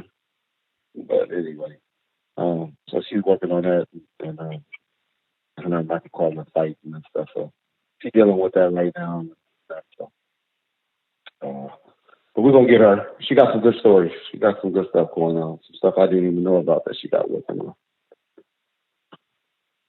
What y'all think about the documentary that's coming out on the 21st? That should be good. That should give us some conversation, huh? It's going to be old. It was shot a while ago. It was shot at least 2011, maybe 2012. But we'll see. It should be good. Hopefully there'll be some good stuff for us. I love how Cheryl came across on the Chronics, the Death Row Chronics. I think he did it. I thought he did a great job narrating that. And so I'd like to see how he do on the show with Antoine. It should be good because Antoine does a good job. Yeah, so 21st, y'all tune in. I think it's on Showtime. So set your DVRs for that. Lord of Justice, you don't like us, huh? It's okay, bro. Negative is negative, It's easy to be negative in life. I tell people that all the time. It's easy just to sit back on your keyboard and talk shit and be negative. I mean, why even waste your time if you got to be negative? But it's all good. You've been negative all night. I've been sitting here little negative shit. So if that's what you want to say, how you want to feel, it's all good, bro. Have a good one. All right. It's not that, Reggie. It's that I don't understand how you will blackmail. You said how you a black man, how you a black man, and you set up another black man to be killed.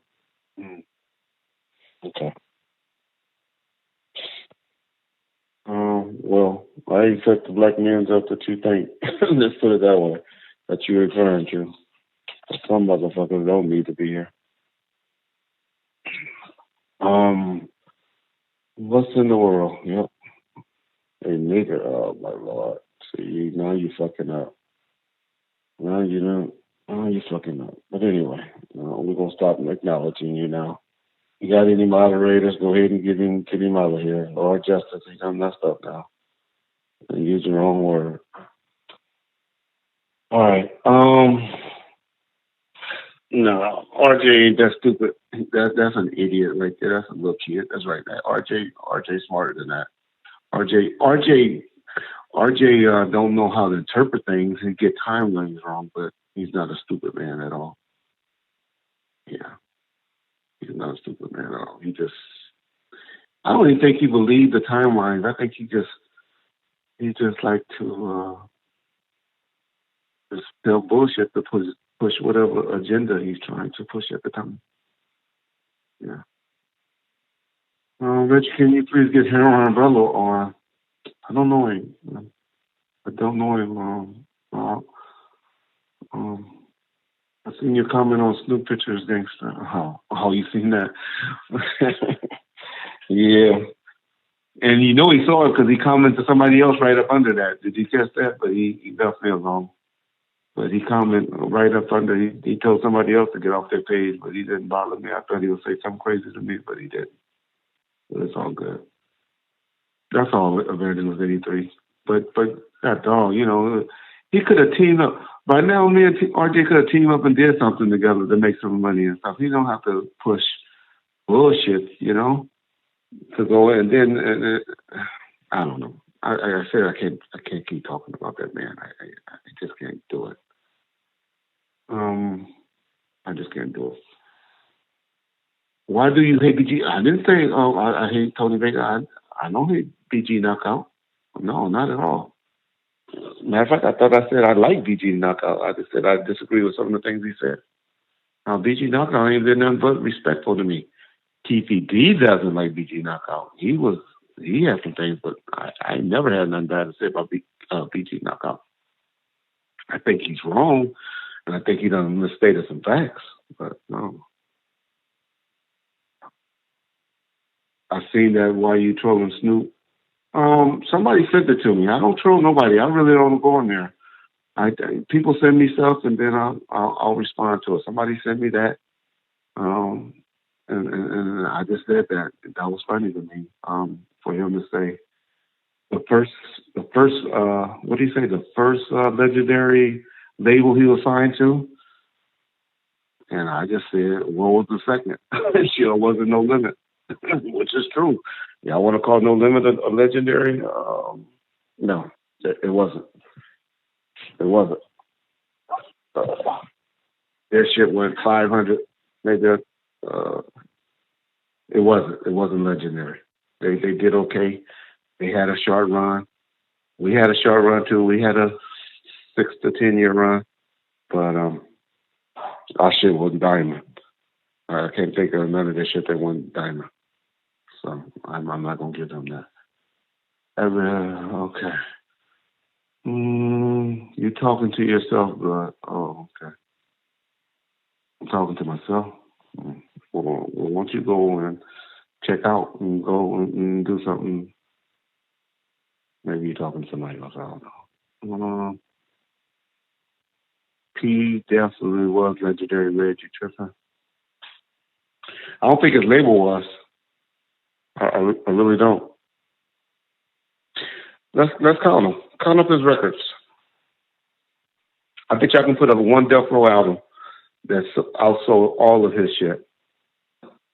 I can tell you one Death Row album that outsold all of Master P's records.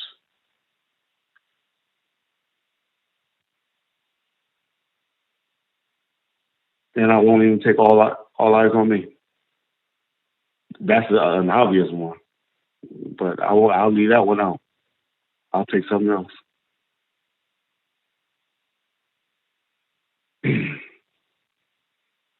Yeah. All right. Well, maybe I'm hating. Last Don sold 4 to 5 million. I don't think so. I don't think so. That shit didn't go for Trust me, I used to know Sound. So he had a great deal. He had an 80-20 deal. But he paid for his own shit. But he had a great deal. That was a good deal if you had the money to pay for yourself, your own stuff. And I'm not saying he didn't make money. I just said it wasn't legendary. Master P, Last Don probably sold 4 million now with downloads and all of that. But back then it didn't go 4 times platinum. It didn't. And let his wife tell it. They were living off of Romeo money at the end of the day. And I know that's games that men play. They hide their money and stuff like that. But that's what his wife said. Remember, that's what he said when him and his wife were going through a divorce. That the money that they had left was pretty much with all Romeo's. All right, TD Jones, maybe I don't remember it going 4 million. Back then, it may, like I said, it may went 4 million now, but all right. You must be from New Orleans. I ain't gonna fight. I like New Orleans. New Orleans a nice city to go play in. So you ain't gonna get me hating on New Orleans. They all had a good run. Cash Money had a good run for a minute. Well, they still Cash Money, and I think they're gonna still could be revived. Cause I like Lil Wayne. I still think he got a chance, and Drake definitely still got it going on. But yeah. Snoop should have signed with Rap a Lot. Yeah, I don't think so. I think he should have signed with Dre. I think he should have stayed with I think he should have went to Interscope.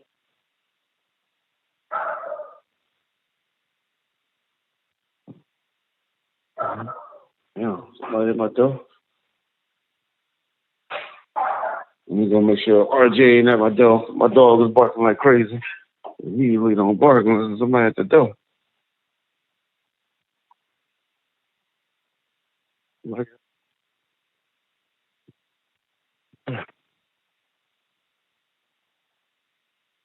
tripping, right? Somebody at the door. All right. I got my little dog waiting for somebody to come and get me.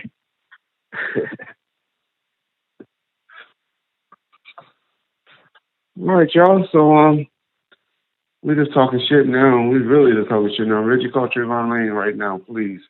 Trey ain't fucking with me. Oh, Suge is your door, Reggie. Suge at my door. I would let Suge in if he was at my door. Believe it or not, I would let him in. Yep. 220. Let's see. Who y'all want to talk to? I do. No. I'm driving John crazy, y'all. I can't do John like this. Should call Damon Thomas probably. Y'all want to hear something about Kim Kardashian? RJ at your door? Yeah. No, RJ wouldn't do that to me, y'all. He wouldn't make my Christmas. Maybe calling my attorney tomorrow. No, I don't want to call Mount James. Mount James is, dealing with the death of his mother. His head ain't right now.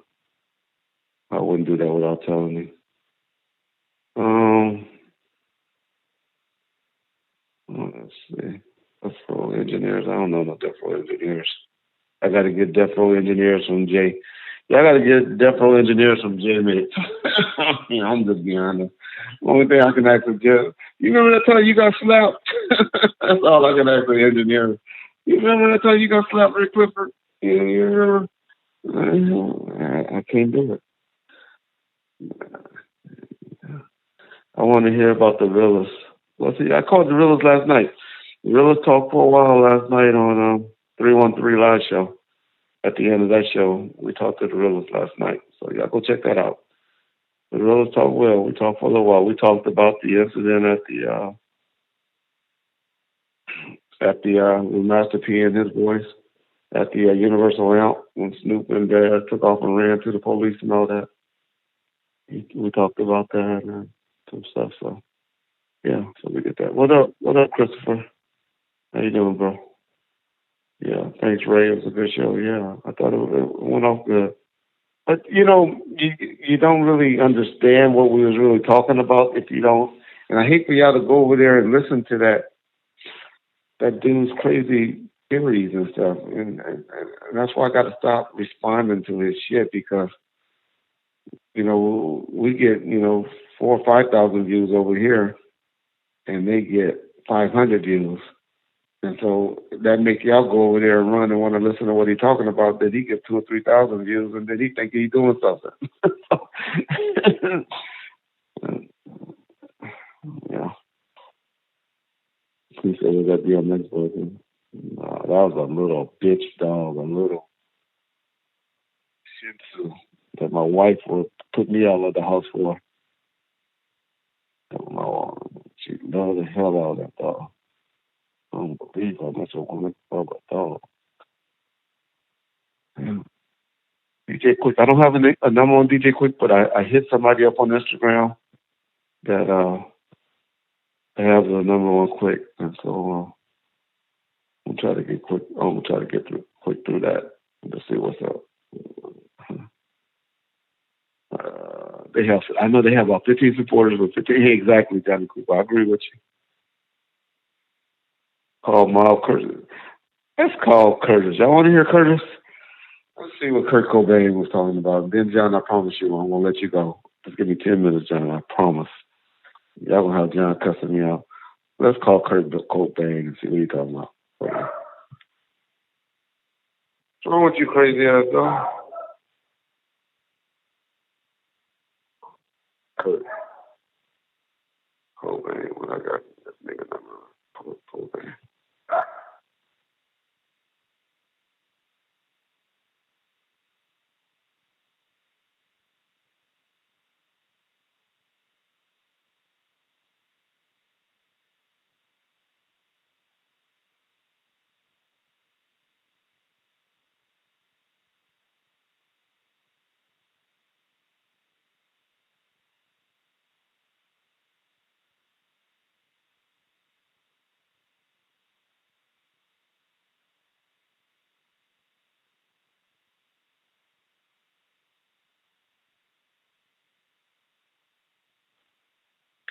Kurt didn't answer. I'm about to try to call somebody else. I know somebody to call. Oh no.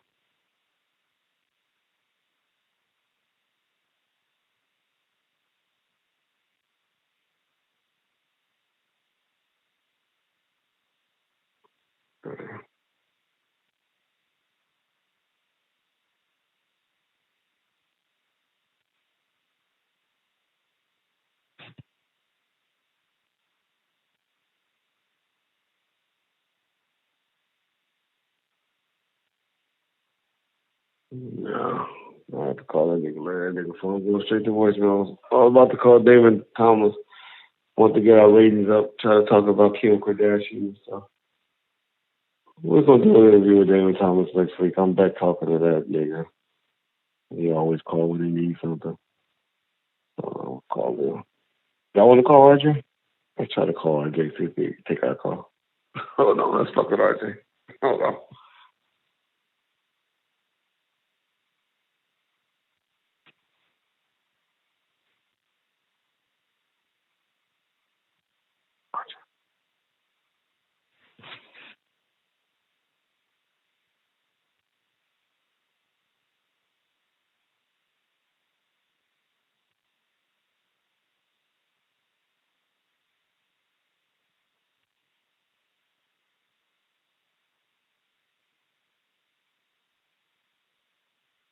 Nine nine one is not available. At the tone, please record your message. When you've finished recording, you may hang up or press 1 for more options. RJ Bond, this is the Bomb First YouTube channel. We were just calling to chat with you. All right. Call us back if you want to chat tonight. We need to talk. if you want to. All right, RJ. If you don't want to talk, anyway, have a happy holidays to you, brother. All right.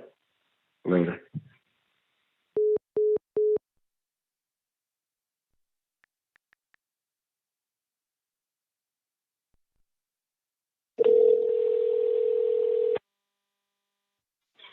Well, I get for messing with RJ, huh? I'll go accidentally. Sorry about that, John. I don't know J Mix number. That'd be John. That's John and J Mix to be talking. Let's see. RJ will talk about it. He'll be mad tomorrow. He'll do a interview later on. I didn't let y'all hear his number. Don't y'all think his number. I'm supposed to see when it go up the end. And so, hey, we called him, and he didn't answer. No, they'll sleep. I don't crank call my boy. He sleep right now. I'm not fucking with Legend right now. Legend got me a little disappointed. Not mad, disappointed. Yeah. Oh, he's already listening, so if you want to know, he'll call us. Wacko like you bragging about how many bedrooms. Yeah, I saw that. His house. Yeah. Yeah. If I saw that one, Wack. Wack got a new artist he's pushing hard right now. He's real on Blueface. Blue something, blue. He's like, Vig, I'm on blue. He said, this dude about to blow up. So y'all check out that music. Y'all tell me what y'all think.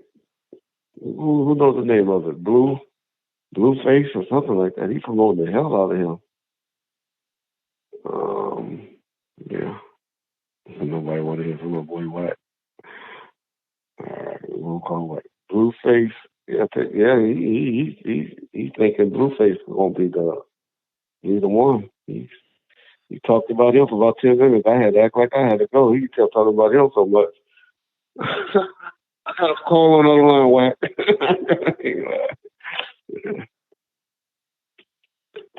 All right, y'all. So anyway, I done got myself in trouble. RJ gonna be mad at me tomorrow. But it's all good. John said real can rap better than RJ. I mean than Blueface. I don't know. I don't know the young rappers, so so yeah, they were he made them pretty much start pushing them in the fourth quarter because they didn't want to do nothing with Blueface until after the first quarter, the first of the year. But yeah, so we'll see what's up with that. Oh, let's see. RJ made a video about you while you were interviewing Biggie, titled "Reggie Can Spin a Ball." No, he did that this morning. See, Kenneth, you've been MIA, Kenneth. He did that 7. That nigga woke up this morning at 7 o'clock this morning with me on his mind. Did that video, Kenneth McLean. He did that video 7 a.m. this morning. Unless he redid it on the same title, but he did that at 7 this morning. And yeah. Space Theory, thanks for checking in with us. Appreciate it. All right, y'all. So we'll see what's up. Yeah, that was a gutsy call last night by the coach, huh? To go for 2 points instead of 1 point. That was pretty gutsy call. Yeah. Well, man, I appreciate y'all. Risk taker. You don't think I will? You don't think I will? Yeah, if you don't know me, you don't think I will. But anyway, let me see. What was we talking about? What was I about to say? All right, y'all. So we're gonna get somebody on. I need to go see who's running around because my dog usually ain't that off. So somebody about to come and get y'all boy.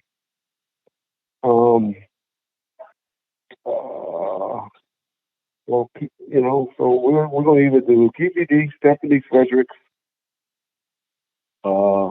y'all listen in and y'all hit like, and so John don't be scared to put up tape recording because he don't like to do that stuff because y'all don't support it that much.